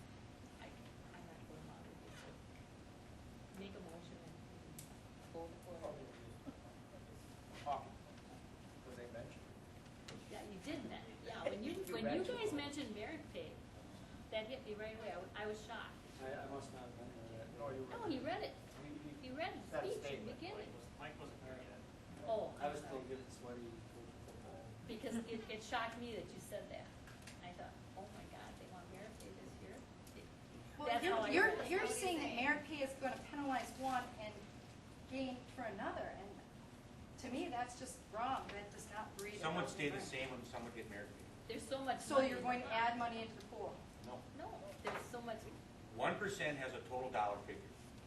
You give a zero raise, take those dollars, and give it to those select few that justify it. So there will be, Some get none, some get some, same amount of money. We are not ready. The for that. treatment of 1% is not uniform across the district. What they're saying is the support staff got a bigger Yeah. raise than the teachers did. That's, And when you play with percentages, you can make it's it do also anything not, you want. it's also not fair. Because You can percentage of make a these numbers and percentage. percentage of these numbers, You can make a Right, percentage. Make a huge exactly. Win dollar. an argument that isn't winnable. so, yeah, Exactly. percentages is not a good way to get raised. How do we pay the support staff on their total? Now, that was the point of 1%. And this isn't 1%. This is 1% Well, this is- total Of the package base. based on Based on- how we are to calculate base wage. It's not Right. based They're on. right. Right. 1%, How we but calculate base you wage make is it- not It's based on. the true Was there a base wage number for in which. everybody Right. else? So So you're not- they're right. That's Put what the us state on has our told us how earning to wage. calculate And base I'm gonna wage. take a minute to 1%. answer Mr. Legal's comments from his point of visitors part. And 10% exodus of 70 staff members, I don't take 7 people. And you're thinking that the wage or 1% or not 1% affects that. I know Manawa gave a 3.16, and there's a lot of districts that did do the maximum of 3.16, and many of them also have a 10% exodus. So I'm not sure the money is directly tied into that exodus. I mean, a lot of people quit That's what I'm because confident. of the retirement. So although you're trying to tie it into a money thing, if in fact they give a maximum amount of money, it still happens. But it's still. Usually that. Yes, Well, but yeah, it, but it's, aren't getting their full 3.16% raise, And you they should still be. have commonly 10%. Up to this point, yeah. So you want, kind of we gave a final offer of 1% and you're asking it to be less, or are you asking for merit? I would ask I for, didn't ask that. I would ask for it to be, I would Yeah, ask for it to be, I would ask for it to be 0 and the same dollars distributed to the staff on merit. Well, if it's 0, you don't have any Not dollars. gonna work. Not this year. Not this year, you can do it. You can, But why couldn't you give 1% on what you earned as the administration got, as the custodian, as the bus driver, instead of dropping back to base pay? How much difference because is it's not legal. Because of the way it's set up. That was a recommendation. You could do that. I'm gonna ask Brian if we don't have, really, I'll answer the question. You could, as long as the total percentage does not exceed 3.16. 3.1%. That's the, you cannot exceed the 3.16, which the of state the base, puts forward. not 3.16 of the current Of wage. the current wages. Of It's the gotta current go to base. 3.16. Whatever that total number would be off our current base, that would be the maximum amount allowable to potentially contribute to the, Some of you are going up and stepping up a little. So some will make more, a lot more than the other. Not many. But, With your credit, because we still give the credit. oh, I see what Delayed you're saying. movement. I think, what is that now, like $600 or $700? You have your master's at 7, you're going to 6, 8. and that was one of the talking points that we tried to recognize during this process, and during the handbook development, when the board went through and identified where we were to grandfather our work that we had done with the pay schedule, and to give everybody until September 1, 2012 to get to that BA plus 30 if they so chose to. And, well, we're here. That's, in a couple days. If that parameter hadn't been part of our dialogue, I could guarantee we'd be in a different conversation. We probably would have looked at some other opportunities as far as if it was merit-based pay or stipend pay into those. But at that time, we felt that that was an important part to recognize, noting that some people are gonna work hard to get to that point because that's where they're gonna be locked in, to that BA 30 if that's something they wanted to get. Yeah, but it's also important to know too, though, those people that move, they're not getting what they would have gotten when they would have moved under when that agreement was put in place. They wouldn't have gotten the year of experience. They're missing No, out on the year of I'm talking experience. about simply moving over, like, if you're, Because the. not to use people for example, I'll use myself for an example, just because I throw it out there, I'm at a MS 20 now, I'm gonna get a $700 raise, because I took classes this summer for that, and under the old schedule, it would have been about $2,000 for making that investment. No, just moving over. He's on that. So it was, the reward for moving over and getting credits is about a third of what it was now. Is that- That's a path negotiated lane development through that, Well, item, or through that creation of that new grid. no, but that wasn't negotiated, that was when the handbook was built. That's what the handbook recognized for lane movement, not what the negotiated agreement originally recognized. But agreed upon by both parties though, to be implemented. The $700 and $600? Whatever our current past grid looks like, that was mutually agreed upon by, The grid, yes. yeah. Yes, the grid, but not the way people are moving now.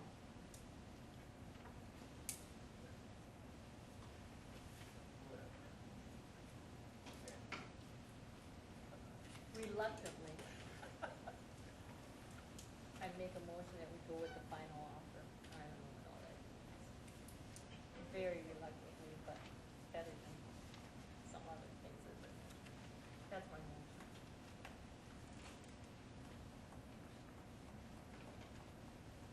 The 1% on. You want to add 1% on for our documents or not? Yeah, It's up to you. And then we'll have her read it, make sure that you are happy with your motion. Motion What by, is the final motion? The final offer. by Sandy Smith to go with the final offer of 1%.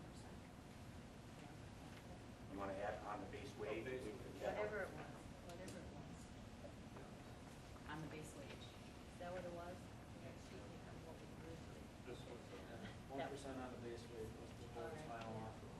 1% of all members receiving equal monetary increase, as identified in base salary negotiated configuration. Got that? I think he took it right out of the minutes. From last, oh, pink minutes. And if I'd won the lottery, I would have paid my life to myself, but I didn't. So. Well, cookies for him. Okay. Yeah. you We'll have get that some motion the debate. way you want it to read, and we'll wait for a second. You taking it right out of there? Yes. You want to read it to Neil? Is this your motion first? We'll listen to this. Yeah, That's what I'm you're- listening. Sandy Smith to go with a final offer of 1% with all members receiving equal monetary increase as identified in base salary negotiated configuration. And now I have to ask a question. That's understood that people that moved up the lane will still move up. Yeah, if they met the credit requirements to move, that would be recognized. Do I need that in the motion? All right. That's my motion. Okay. Mr. Black, are you comfortable with that motion? Does that meet your understanding of what we're trying to do? Talk it through aloud, tell me if there's something that's not in there.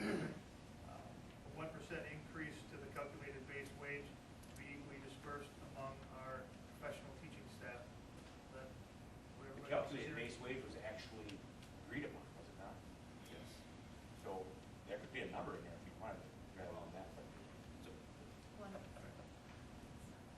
I don't think there's records on that number that was agreed to.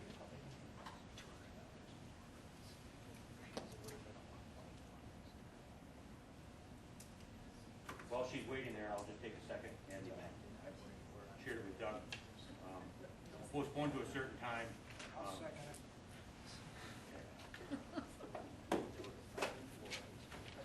Were you waiting for me? No. Oh, okay. So we've got a motion and a second. All right. Yep. Any other discussion? I can't support this because I think some teachers deserve more than 1%. I think they all deserve it. And some teachers probably don't deserve 1%. Mr. Lurky, if I could add to the discussion. In our conversation at the committee meeting with potential options that Attorney Gill presented, I believe what his potential recommendation was to offer the 1% increase to be dispersed as we discussed within a time frame. I don't know if the board wanna, or would allow the union X amount of days to take that final offer to their membership for approval, and then if it was not approved, then implement it. I don't know if that's a difference, or if the board is wishing to implement it today, or do you want, Mr. Gill's recommendation was to send it back to the association for potential discussion. I think Mr. Legal had brought forth their intent of how they wanted to treat that, but We're not in trouble if we don't, are we? Can we just go with my motion? sure you Let's can. just go with my motion. Nobody There's votes for it, you have to come up with Not, another. I don't know how many do you still have here?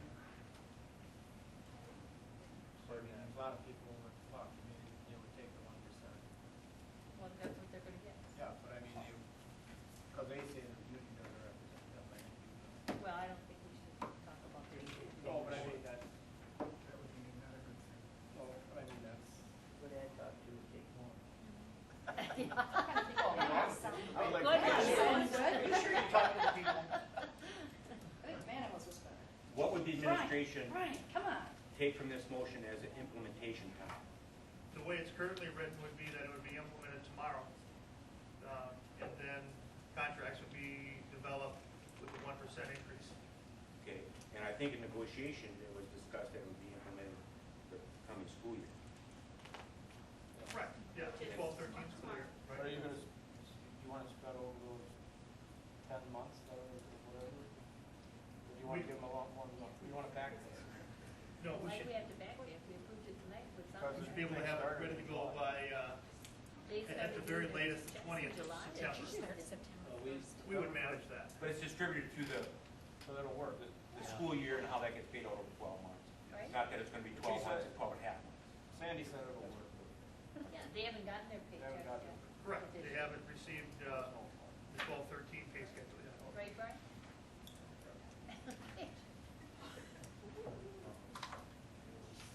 What do you want to do? You want it over this, I don't care what you do, just so we get it. So we have a motion and a second? Everybody understands the motion? And I'll ask for roll call. Neil Murphy, No. Randy Erickson, Yes. Dan Cole, Yes. Sandy Smith, Yes. Doug Ehrenberg, Yes. Jim Spitz. Yes. Okay, now, go back to this, motion to postpone. Suppose that you're in the middle of a debate on a main motion that you want to put off taking a vote on, blah, blah, blah, blah, blah. Secondary motion to postpone. I think you Does can. it say secondary, or just says motion to postpone? Yep. Motion to postpone is under a chart called secondary. That's what it is. That's with the motion and the second? Yes. You're debating the main, and I can try. and I'll try to clarify that again. You should follow the rules. Thank you. Calendar and future agenda items. You forgot to do it, Michelle. Oh. Committees on the September 10th, yes, no? Yes, the second Tuesday of, excuse me, Monday of the 6:30. month. Did you see if she has it on here? And the regular board will be on the 24th, is that correct?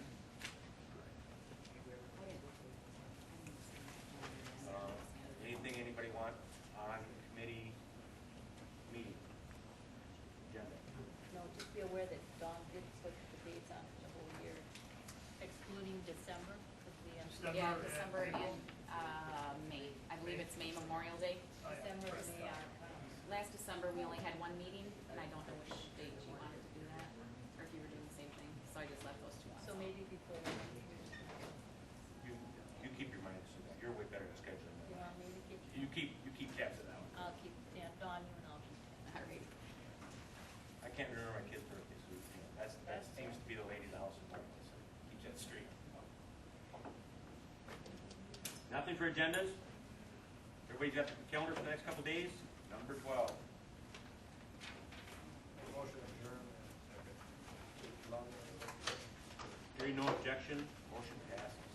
Object if you want to do that. Okay. Stop before you do this one thing. See the light at the end of the tunnel then, right? You guys will, you guys have to talk. Well, they've already talked to Mike at the first of I know for sure one of them.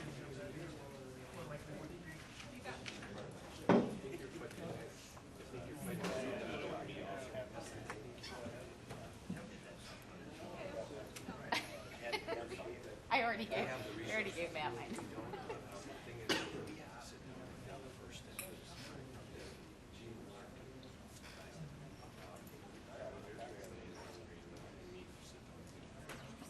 So, yeah, that's what I was.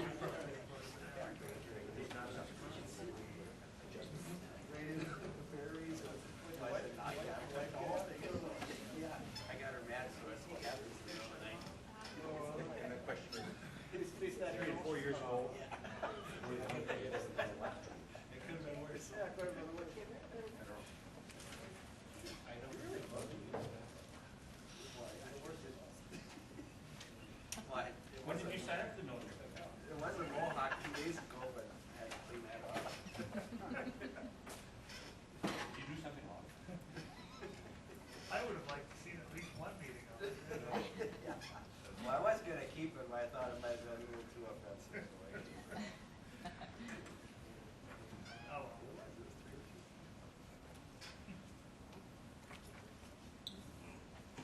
Sandy had left a message with Dawn and said she may be a few minutes late.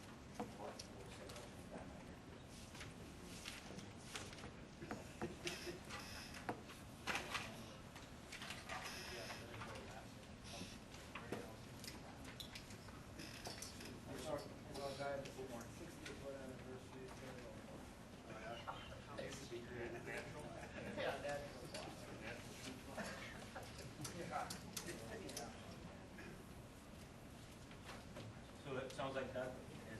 in unlikely, He thought he and would be Sandy there. called in likely late. Correct. That's the way we did it. Everybody else is set? Call the Board of Education Committee of the whole meeting to order Monday, September 10th, 2012 at 6:30 something. Roll call and establish quorum. Doug Ehrenberg. Randy Yorkson. Here. Tony Veier. Here. Neil Lurky. Here. Dan Cole. Here. Jim Stutz. Here. Sandy Smith. Trey Blue.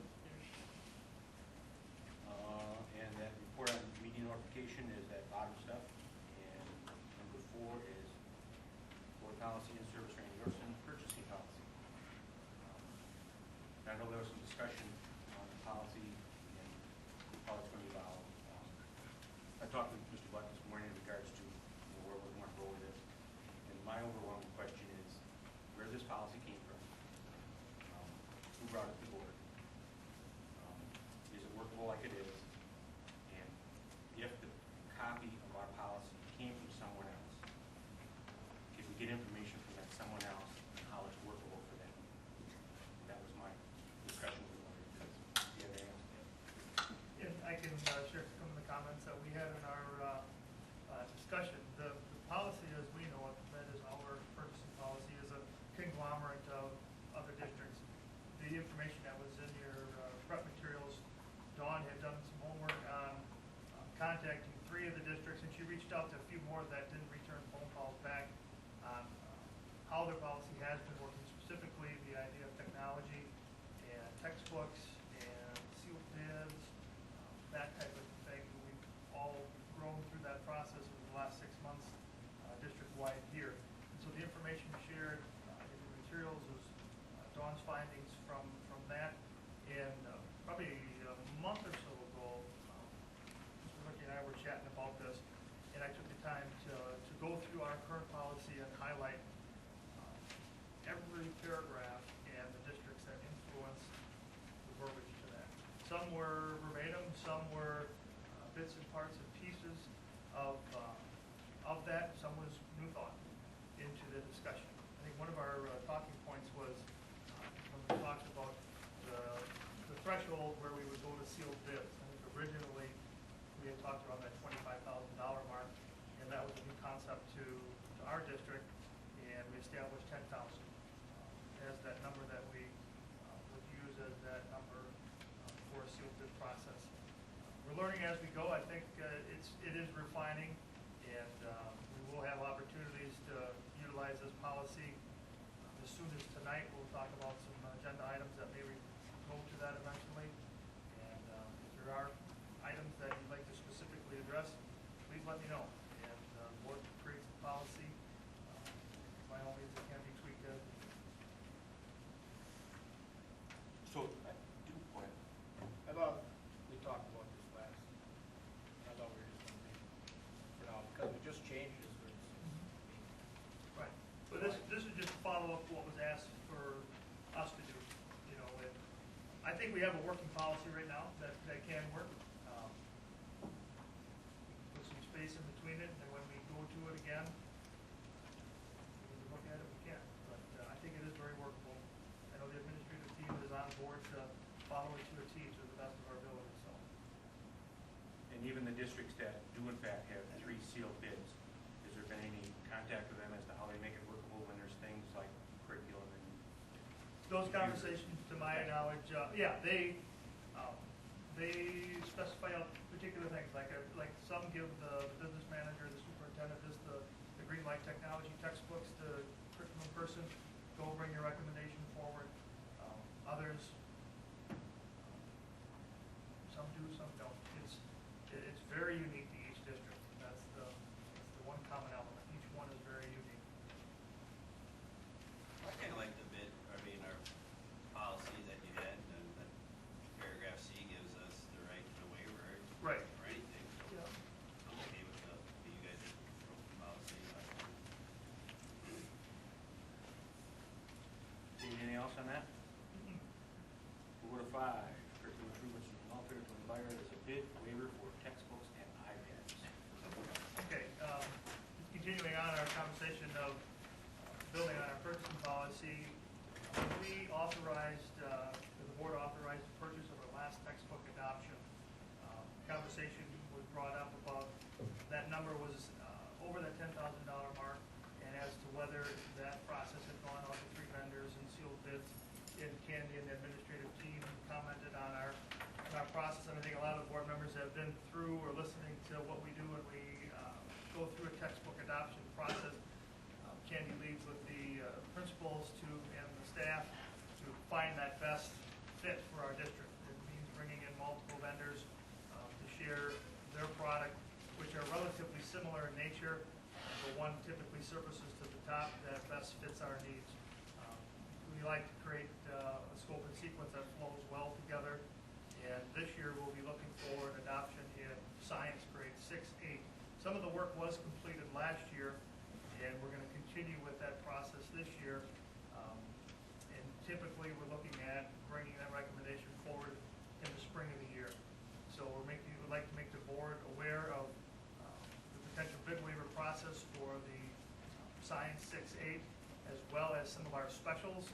And their purchases typically are not going to go over that $10,000 mark. We're talking the musics, the PEs, and arts, the special classes. It's their year as well in the rotation for curriculum improvements. Those don't necessarily have to be addressed in this conversation.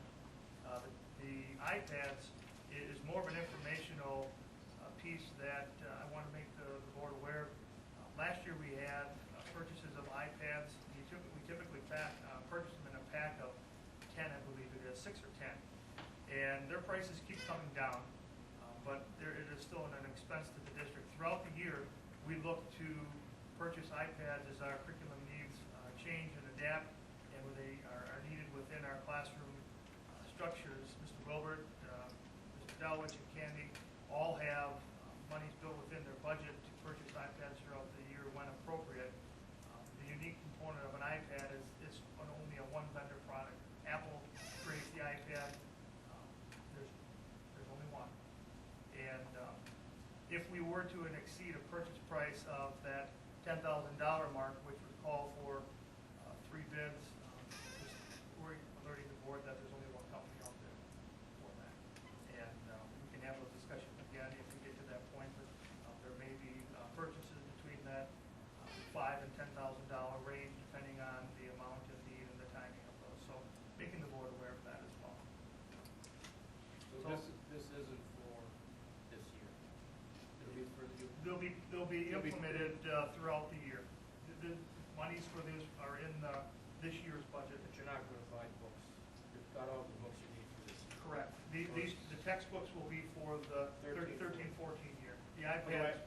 I looked at this, you're going to buy books now. Well, For the 2012-13 textbooks. No, that's what I was wondering. because we're starting that process of getting the information needed to bring a recommendation to the board, and it takes quite a while to do that. So we're just making the board aware of we would like to request that waiver for that process and use the same process we've used in the past to explore what our textbooks options are in 6-8 science. So yeah, these would be purchased out of the 13-14 budget.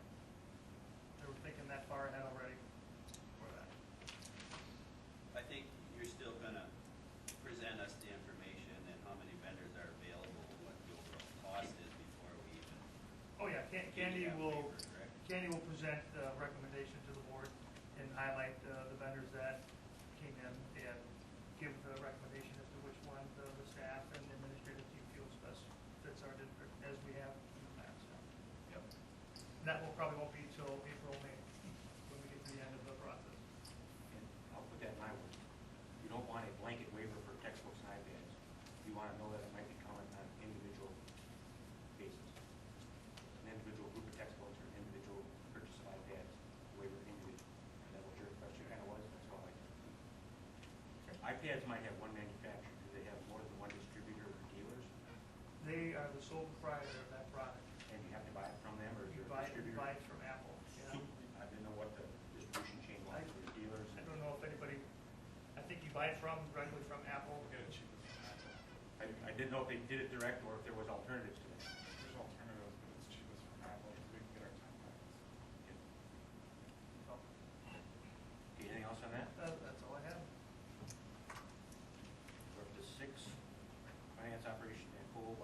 Fremont Fitness Center. I brought this to the board's attention probably a couple months ago, and in the past month, I had a meeting with members of the Weyauwega-Fremont Athletic Booster Club, and with the completion of the lighting project now done, so thank you to them for that, they're looking at their next project that they would like to invest time, energy, and potential funds into. And the group is exploring the idea of a fitness center.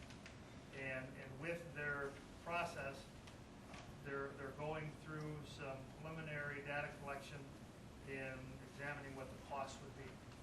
They've had conversations with a local contractor. Theoretically, if we're to add a structure to the building on the east end of the high school towards the student parking lot, that may be an ideal spot for it. They've had conversations with a potential vendor that would fill the room up with equipment and what that would cost. The intent of their data collection is to find out what's a realistic number that it would cost to build the structure, outfit the structure, and what it means to our community in dollars and cents. And if there is an opportunity for the Booster Club to raise funds for that, I believe at some point in time when their data is collected, they'd like to present it to the board. And perhaps that could be the next step in the process. If they feel that it's not appropriate or realistic to bring to the board, they probably won't. But my hunch is that they will bring something at some time in the next 2 months to the board to listen to hear more about what we currently have and what they feel and how they could potentially contribute to our district. Would that come to a committee level or a board meeting? I would see it at a committee level would be probably the starting point for that. This a meeting much like this. The word pool in fitness center or no pool? No Didn't pool. see it there, I wanted to ask. We have a beautiful swim lake in town. No, everybody knows the pitfalls of the pool. The operating costs are astronomical. The maintenance of it, but no, that was not brought up. They pull it off in Iowa because of crowds. I think they had a very specialized owner that there as well. So that's all I have on that one. Any discussion on the fitness center? Thumbs up, thumbs down, wait and see. That's well, this is just preliminary. They're not gonna, there's been talk every time about opening up the phone. Well, potentially. Every time we talk about this. Right. So I don't know what their thoughts are. I think potentially I won't speak for the Booster Club, but I think their priority is our school and our children and our kids involved. But if by chance they are working with the community to build this, that I'm sure that component would somehow probably come into play at some point in time. And an open invite to any board member that would like to be part of those discussions. I could tell Tim Cullen and Ben Clausen, who've been the primary contacts I've worked with, if any or all would like to be in part of their meetings, open invitation. I know Mr. Ehrenberg got sat in on one just by chance. But it's open to all board Are members. they email invitations that I could be included in? Or how does it? Yeah, usually it's a phone call, hey, we'd like to meet, and if that does come up, I can give you a jingle. Sure. But whoever is in charge of contacting the rest of the people, Sure. I'd like to contact. All right. I'll shoot an email and copy you to Ben and Tim. That's all I have on that one. Anything else? What's your thoughts on the fitness center? I'd like to hear from you. I think it would be good, because the way we have now is a lot smaller than all the other schools out there. All of them have really, really nice weight room facilities, and they're definitely taking advantage of that. So I think if we get a bigger weight facility, bigger sports programs, we go flying up, because I'll be bigger, faster, stronger. So I'll try to. In my preliminary hearing of that today, or Mr. Buck, we discussed it. I think Wapaka has probably 3 or 4 private fitness centers. There's one at the hotel, there's one up at on station 22, and there's a curve.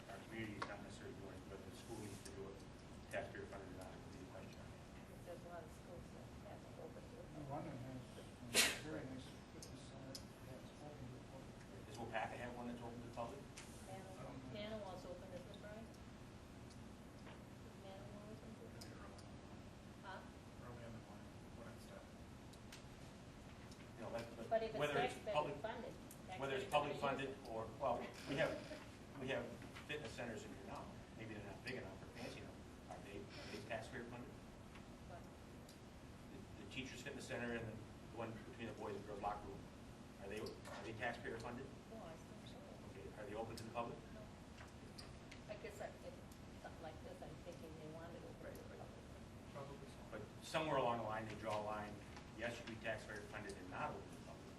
And then they must draw a line that says, yes, you're taxpayer funded Well, I and you're think open. the accessibility will be part of it.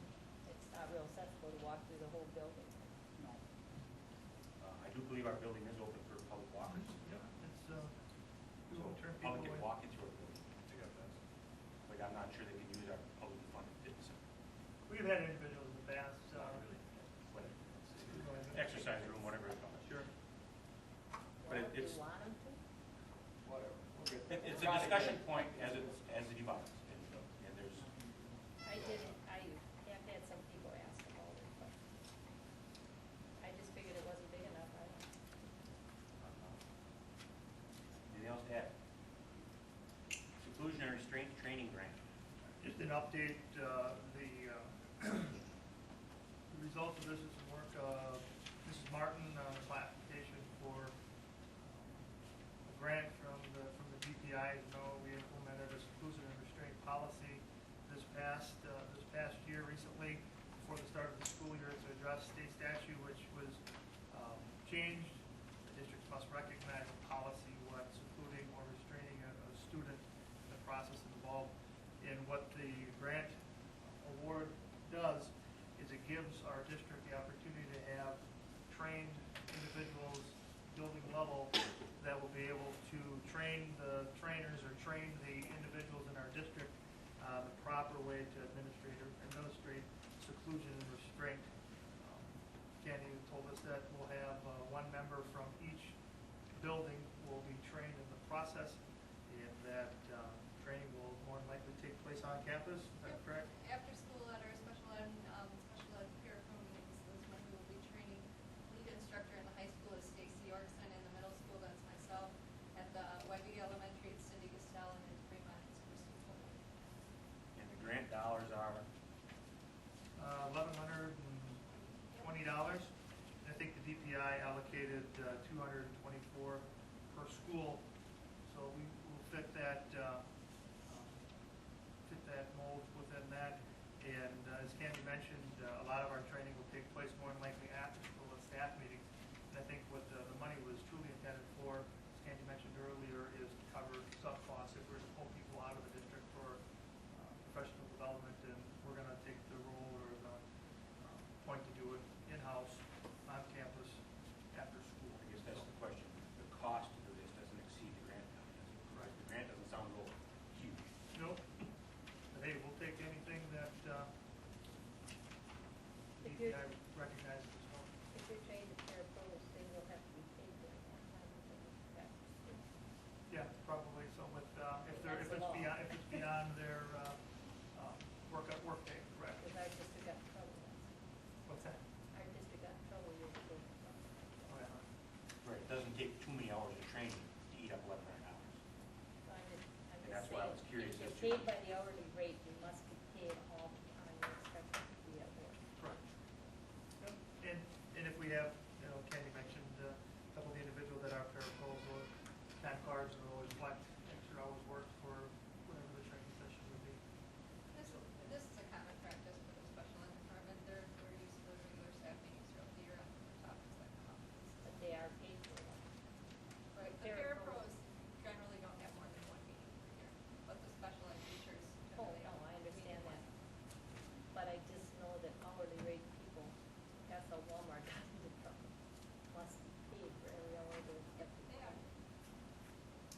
There's an update on that, and thank you for the work done. Okay, 11-12 district audit update. Okay, we're getting closer to our district audit report. Brian contacted our firm last week and set a date with them. They'll be present about a month from now at our October committee meeting. We can expect our annual audit report from the 11-12. All indicators that we've had thus far that things are checking out. So Brian, was there anything outside of the box that I wasn't informed on from the associate that was working with you, or? Everything's pretty standard. Do the auditors come to a meeting and explain some things? In October. At the October committee meeting? In there. Right. And I believe it's the same fellow that worked with us last year. We'll be back again. report card.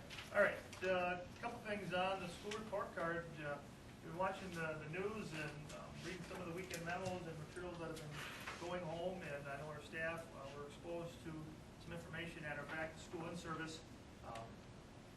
The state of Wisconsin, and particularly the Department of Public Instruction, as we know, are wrapping up their accountability in public education. And just one component of this, we'll call it Agenda 2017. And you'll hear that stated a couple times in our short video presentation from Superintendent Tony Evers. The school report card is one piece of that. The week of September 24th, our district will receive our first school report card. And they will be issued by school, high school, middle school, and then elementary in Fremont and in Weyauwega. And we spent about 45 minutes talking to staff at the beginning of the year what will be on this report card. And if you had some time to look through the examples in your packet, you can see the cover sheet. And that's just one page of what the report card will look like. And before we turn the video on, I just want to talk about a couple pieces of it. Each building or school will have a number grade, okay? And you can see the state icon, and on the first one there it says 61.6%, and that was the overall composite grade of this, imaginary school, okay? And that 61.6 is an average conglomerate from the priority areas, just to the right of that. When we talk about how we're going to grade our students and our schools and our staff, these are the variables in the four different components in which they are putting together to come up with scores, which then will ultimately turn into our accountability score. Student achievement, where are our students currently achieving in reading and math? And note that these scores are all driven off the reading and math core areas. Student growth, and the unique part of student growth, you demonstrate if a C student is showing growth, if an A student continues to show growth. It's showing that continual growth that somebody is not beginning or is not at a standstill. Closing the gap in the reading achievement and math achievement, and closing the gap in graduation rate gaps vary. In the elementary, that's not applicable to an elementary score. So you see NA in that category. You get up into the high school, and then you'll see that's part of that grid. The on-track post-secondary readiness, you notice on the elementary one, there's only two categories, the attendance rate and the third grade reading achievement, and the other three remain not applicable to the process. So you'll notice how each one of those differs from building to building, and how it applies independently. Who's going to be the grader? The state. And does that mean they're going to come here? They're gonna use primarily the data from the WKCE test will be the driving data on the priority or areas. Are they going to grade on a curve?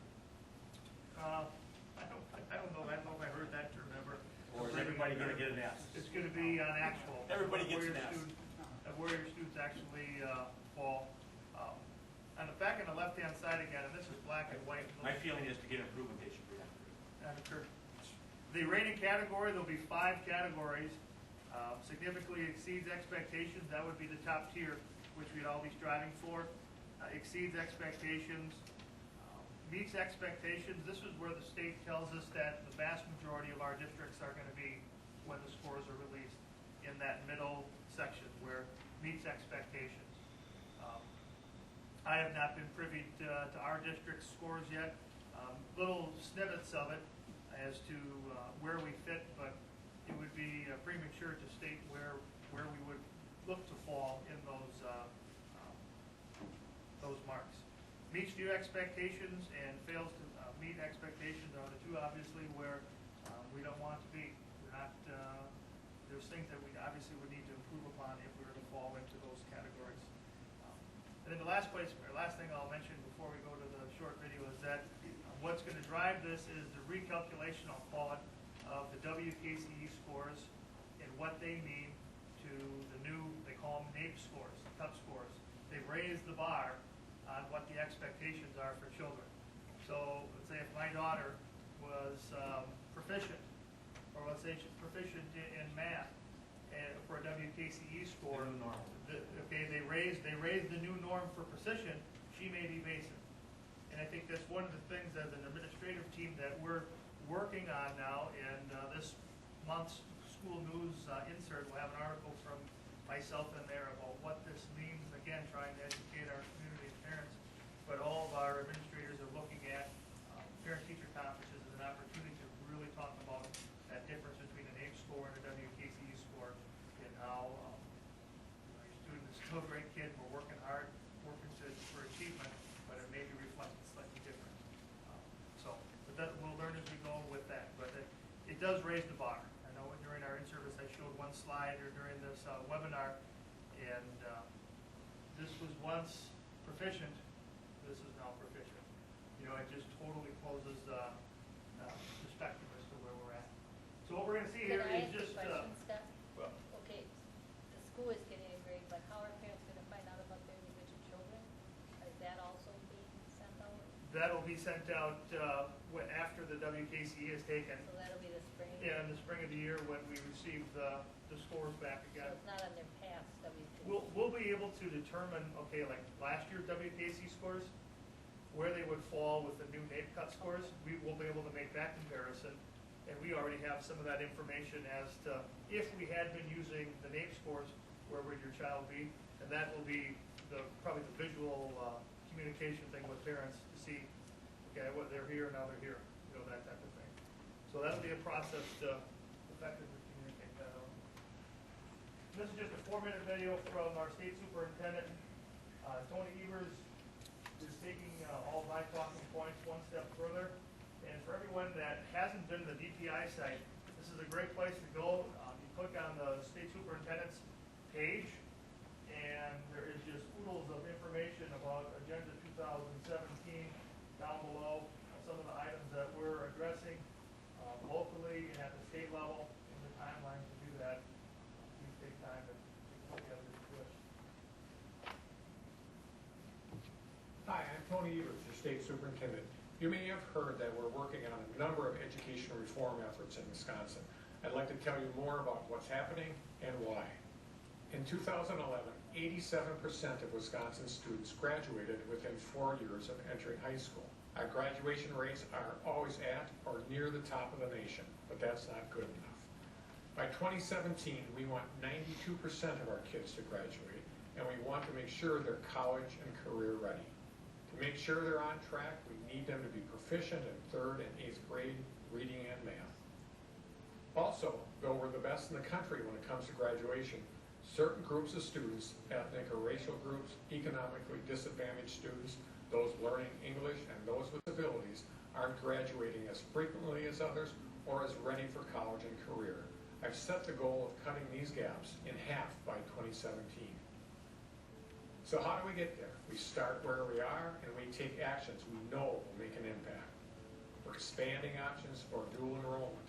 These programs let students earn college or technical college credit while they're still in high school. And how great is that? More college credits, but less tuition for parents to pay once their kids are in college. We're also supporting career and technical education to help students gain job skills, work experience, and even certification in a trade, all before they graduate. We're promoting the use of college and career readiness assessments to help students chart a course for high school and beyond. We're working on our academic standards. These lay out what students need to learn in each grade. Our new standards are internationally benchmarked and more rigorous, so our kids graduate ready for the global economy. To see if students are meeting these standards, right now we use once-a-year tests. But soon, starting in 2014 for most students, we'll measure progress throughout the year, so teachers, students, and families all know if extra help is needed. The new assessments will also go beyond multiple choice to measure critical thinking skills and other skills that you need to succeed in today's world. Because we all know the answers to real-world problems are more complex than A, B, C, or D. Already we've raised our expectations for how students should perform on our current tests. This will take a little adjustment. We'll see a significant decline this year in the number of students who achieve the advanced or proficient levels. Our kids' abilities haven't changed. What's changing is what it means to be college and career ready. This adjustment will give us a better sense of whether students are really on track to graduate ready for college and career. Schools will be measured too. Our new school report cards will measure their efforts in multiple ways, including how their students' learning grows over time. We'll find out what high-performing schools are doing right and will help those that are struggling to turn around. We're creating a new way to evaluate the work of teachers and principals. It's based on both their education practices and their students' achievement. This will help educators continually improve in their profession. Early literacy screening for kindergartners will start this year, so we can determine if any child needs additional help learning to read. And we're helping educators track other indicators, which will help us identify students at risk of going off course, as well as what we can do that will help those kids early on, either academically or in their behavior. We're developing statewide systems to manage and analyze student data. What's more, we'll help schools expand all kinds of innovations, from exciting new uses of technology to effective charter schools. Finally, to make these goals possible throughout our state, we're asking our legislators to pass fair funding for our future. A better way of financing public schools. This plan reinvests in our kids in a way that is sustainable, equitable, and transparent. Kids are our future. We need them, and they need us. These important efforts promise great results for our students. I hope you'll support them and join me in working for every child to graduate ready for college and career.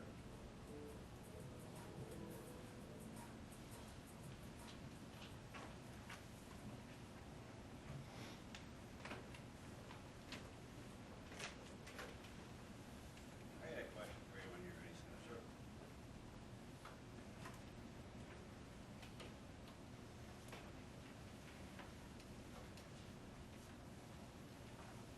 Yes, sir.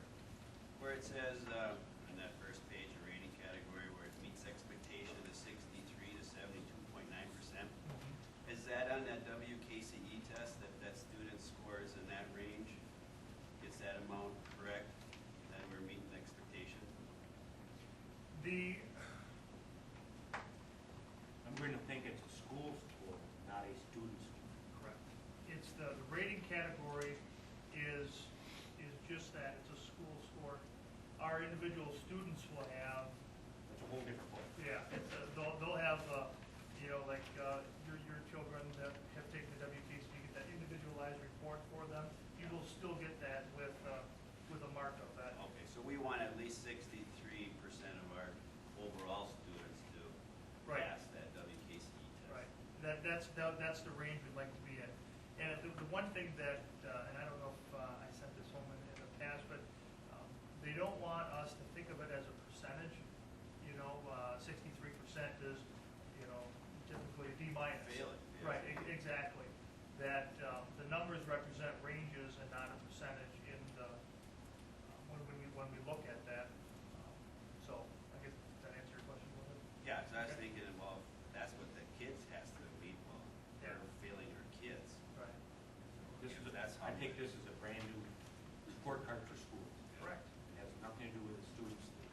The people that come to rate our school will look at the student scores in order to rate our school.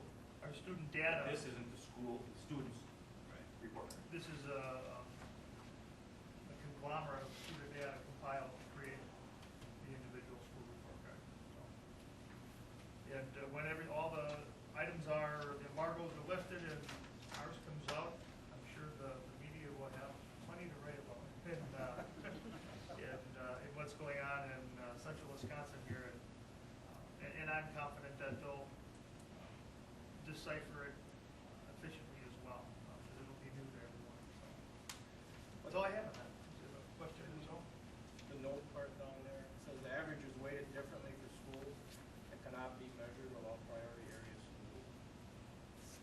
So how are they gonna? In the note part. Yep, I see that. I believe that, So are they gonna? I believe they have to have, So are they gonna put a curve?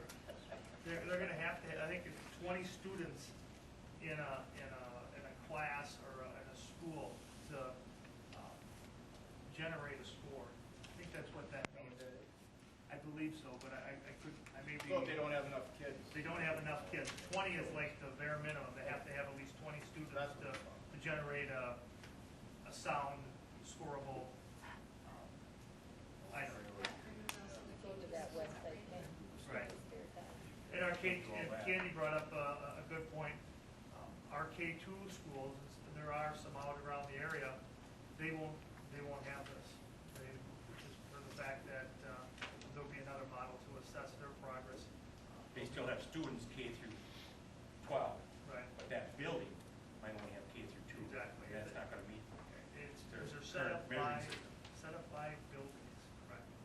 I mean, just last week I was in a meeting and some of our union school districts have K-8 districts. It's a complete K-8 districts.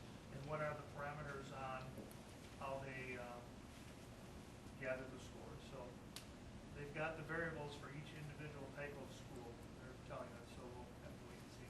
So that's all I have on that, unless there's more questions. So Madison is going to give a report card to schools. This might be what it was. It's coming. it's coming soon. End of The thing is, it's easy for them to sit there and tell you that. They're not doing it. Right. That's, Right. You know, we're, and that's the whole, I mean, it's real easy for somebody to sit there and say, hey, you gotta do this. But they're not out here dealing with all that. They're not in the field. I don't. And I think we all got to keep in mind too that this was all brought about when, and I talked about in the past, how the state sought relief from the federal government's No Child Left Behind. This is the product that they were presenting to them, saying, this is how we're going to demonstrate our accountability. Is this easier or harder? What's that? Is this easier or harder?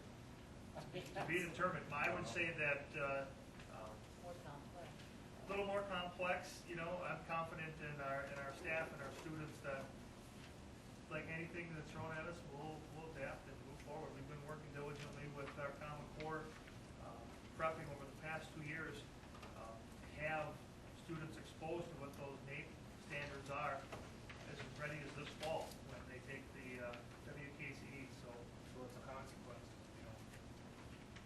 I haven't heard what that could be. If you're in one of the bottom 2 tiers, I'm sure they're going to have mandated expectations. At one time, they said, you know, where the government would step in, DPI would step in. I mean, if there would be completely a failing situation, to give redirection, elimination of administrative team, district leads, and starting over. I don't see that. But wait and see. Wait and see, like everything, wait and see, Dan. I mean, I think a lot of it, you know, look what we're doing now. Right. Well, It's always tomorrow. The Oh, yeah. people It's always think it's tomorrow. great, the B people complain something's wrong with it. And then when the A people end up being B, well. Yeah. we're doing our best to stay up with it. I guess As long that's as we what do the that. message I like to have. Okay, so the school report card, Yep. E, elementary roof update. Okay. I don't think there's a whole much there. It sounds like the final filling hasn't been done. Correct. We have page material. What else? Do have some numbers that have been paid out. When the initial purchase of materials, the district had an invoice of a little over $36,000 to Milwaukee Insulation for just that, the insulation type material. Had another invoice of $42,000 to Northeastern Roofing for expenses that were brought on through the project. Thus far, we've paid a little over $79,000 out of our district. I'm anticipating probably spending it between another 20 and 30 when the final bill comes in. They will give us a detailed billing statement that talks about their labor and warranties and so on and so forth, breaking it down as detailed as they can, and we'll ultimately share that with the board when I receive that. We should have it by the October committee meeting, if not before. If we have it for the September meeting, I'll put it on the agenda and we can review it then. But some of the facts are that they are complete. They are. done. They are complete. Last week, Friday, what was the right term, but the flashing. The details are finished up. Yep, they are. They were here and finished the flashing. And all indicators, there was no rain in the building yesterday. And we had a little test on Saturday night, pretty hard, and Probably. I didn't hear it. Well, don't look at each other. I didn't hear anything today, so, so, I wasn't here Saturday, so I Yeah. didn't see any colors. yeah, we would have heard of it, I would assume, with the new roof on there. But, yeah, should be good. So that's where we are. Don't we have a lot of extra waste baskets now? Catching on.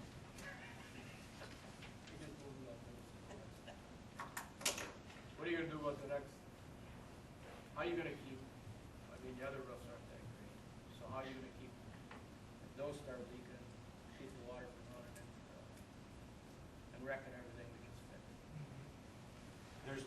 There's breaks in the walls, there's firewalls with new buildings, which end up repair pot walls that they don't cross, doesn't cross. You could ask Corey about some of these. The roofs aren't, this one doesn't drain into that one. Not one big roof. And internally in the attics, they're not connected either to fire. I don't know if anybody agree or disagree with I me. believe you're correct with that. What, I think, when we get past our annual meeting, that we should start having conversations about the next step to look at our next area of need in the district as far as roofing and the process that we'd like to go forward with that, to address it. We'll dive right back into it and see where the next phase takes us and look at our costs. Some of us have been here long enough to realize we've had reports that the roofs were fine, and we had looked at the roofs and we replaced the roof. And so it's saying what I always say, who do you trust? As we go forward, are the roofs okay or not okay? I think How much do they need? Just do a better job. How much do they need, that kind of stuff. So, yeah, it's evolving. That's all I have on that, unless there's any other questions. We're up to 7, personnel negotiations. This is just an FYI for our officers on the board this evening. Dawn has copies of the individual contracts for our professional teaching staff. We look for signatures from Mr. Lurkey. How is that different than any other year? Well, down at the bottom, you'll see a few more line items. We broke out the cost of the district of the base salary, in which we set, and then the supplemental. The supplemental is from their base salary to what they were making, which the staff person was making this last year. If a person does have an extended contract that's recognized, years of experience to the district, I think is a nice item to have, as well as their education status. If they're beyond a bachelor's, FTE, whether they're 100% or part-time, and then total salary, which the district is paying out in salary. On the right-hand side, this would all be new this year, in a reflection to get a cleaner look at total cost for individuals, the FICA contribution, Medicare, or medical, dental, long-term disability, WRS contribution, 403B match if the person is eligible for it, and then putting down a total benefit. So salary, benefits, add them up, and that would be the initial cost of the district for. So if we go over the for left teaching. side, we have base salary, supplemental, would that be considered lanes? Am I, From way of the- looking at it? Right, from where they were on the And base. the years of experience would be steps, as I would understand it? And not anymore. But I mean- Years of experience is just how many years this individual has worked for the district. It used to be called steps? It used to be, and now it's just a Just so I- recognition of how many years a person has. Get the been language. involved. The supplemental is a new word to me. Yep, that's a new. And I want to know where it fit in. So, What is the second and the third column? Why are they colored? What are they? They get a FICA there, and then you have FICA again on the third column. Is that It's adding just- something? Those are just formulas. that's where the numbers would go. They're formulas to put the numbers in. On the left, you have a title, and then Right. a line for numbers, Okay. and then a title, and a line Gotcha. for numbers. Right, where it Base, says base, base in yeah. quotations, Yeah, no. that's where a number would go. Okay. We didn't, I put in got it. the name of that. Recognize that it's a Yeah. one-year contract agreement, that the legits of everything else is relatively the same. And it's a goal to have these out to our staff members potentially tomorrow. If we can get through the signatures tonight, really be appreciated. I've been harping on this. What's No that? job description on this. The job description? Yes, we need, people need job description. How can you evaluate somebody when you don't have a job description? I talked to you about this. Like a classroom teacher? Yeah, I mean, everybody here should have a job description. They haven't had it. You know, what you're supposed to be doing, what your job description. Isn't our handbook sort of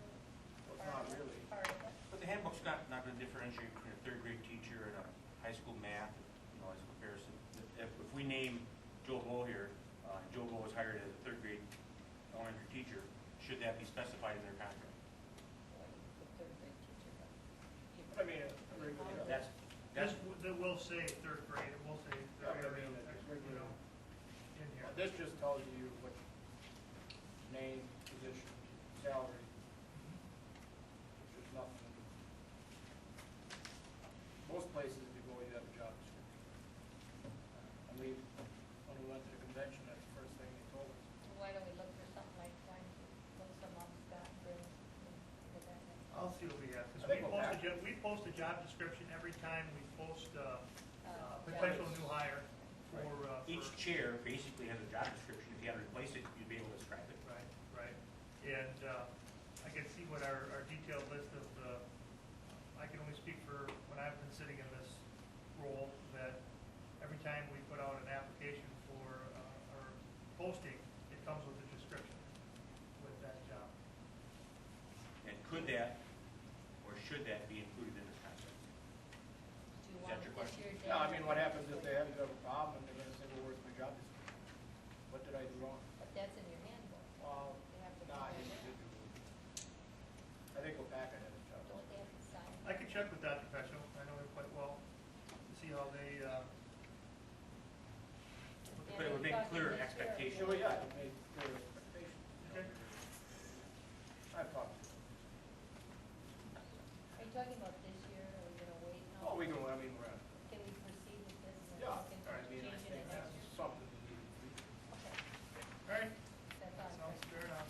If we're gonna be talking about it for 4 months or. No, That's no. for now. Okay, that's. Because now I think you kind of group third grade, fourth grade, you know, kind of have the same. Elementary teachers, that's a more Yeah. blanket description. Elementary, like, This is something for next year, but are we approving? Yeah, we can look into individual departments or science, math, grade level. Was See this what- on for approval tonight, or do we have to approve this, or do we have to wait for? No, this is just new for the board to look at. This is what our staff members will be receiving. So this is a done deal? I believe I signed something like this last year. Correct, you did. I don't know if it was worded exactly the same, It's worded slightly different with the changes that we talked about. but I remember seeing people's names I'd and like to see them after money. all done. What's that? I'd actually like to see them after all done. This We could be will. consolidated. When you sign in a off on it, spreadsheet. you'll see every one. Well, your signature's not on it. Well, Oh, I know. yeah, I guess you're. Well, you know what I mean, I would like But to. if you'd like to ask Brian for a spreadsheet on this, that's doable. Is it not, Brian? Okay, so, is that your request? So we had. I mean, whatever this year, we can consolidate it. No, yeah, there's a lot of stuff on there. I've asked her for lots of months. I don't think I've ever seen the total cost for a staff chair. I see the base wages, I sometimes see their extended contract, but the total, with all the bells and whistles, including coaching or anything else, I don't think I've ever seen that on a particular chair. And this might get you closer to that. I'm not even sure if the coaching would be on I it. don't really care. Coaching is not part of that, it's a separate document that goes. But I'm sure you can go in and look at it. But I don't think there's very many people on board that have ever seen that. And we make decisions that are financially related, knowing those numbers might be helpful. Okay. That's all I have on that? Unless there's any other questions? So without any disagreement, it sounds like myself, Randy, and Tony will be doing some signatures tonight, or yes, we'll be. And we're up to 8, calendar and future agenda items. We have a board meeting on the 24th, Correct. same time, same place. I'm assuming tomorrow I have a CISA meeting, I've seen the agenda, I think I'm sharing that, not planning on going. Anybody else want anything else on the agenda? Could I just ask, when did you say the report card's coming out? The week of September 24th. So So But when is the- it going but- to the newspaper? Well, it's embargoed for 2 weeks after we receive it. Will we be seeing it before? Potentially at Will we the read about it in October, the paper or? what? potentially at the October committee meeting, may be the first time that we look at it as a group. That's the April. Okay. Yes. And when can it go public? 2 weeks after the data comes off. I'll communicate that out. Yeah, it's a 2-week window there where it's just. I think we need it. It wasn't what Tom did. That's why, if there's things that you'd like on future agenda items, we need to speak up. Just one final comment before you group wraps it up. Start of the school year, we're underway. Just an update. Hey, everything's rolling well. Staff are reacclimated to their classrooms. We had some late hires at the end of the year. The individuals are doing a nice job, and kids are right back at it. So compliments to our school community for starting the year again. I have one suggestion on an agenda item. We have this newspaper quarterly thing, whether the board should be in one of them pretty soon, who we are, how we get contacted, maybe our bios if anybody's interested. I think that's part of our school, if you thought that was worthwhile, to fill some space. The deadline for the September one was today. The deadline- Right, but we have them every quarter. Yes, so maybe the And my November. question is if there was, if the board thought that was worthwhile or not. I just, You know, if a board member would ever like to contribute with an article, by all means, that opportunity is there as well. But people have asked me, who the board members are, and, well, don't you know? No. And You'll whether or know not, when they whether or not we should advertise I'll be it. seeing it out there. Sure. Want to get more calls? They want to call, they can call. Okay. Okay. Nothing else, we'll do number 9.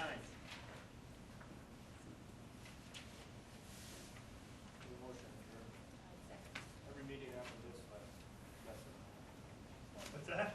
Every meeting after this is the last lesson of the whole. All those in favor?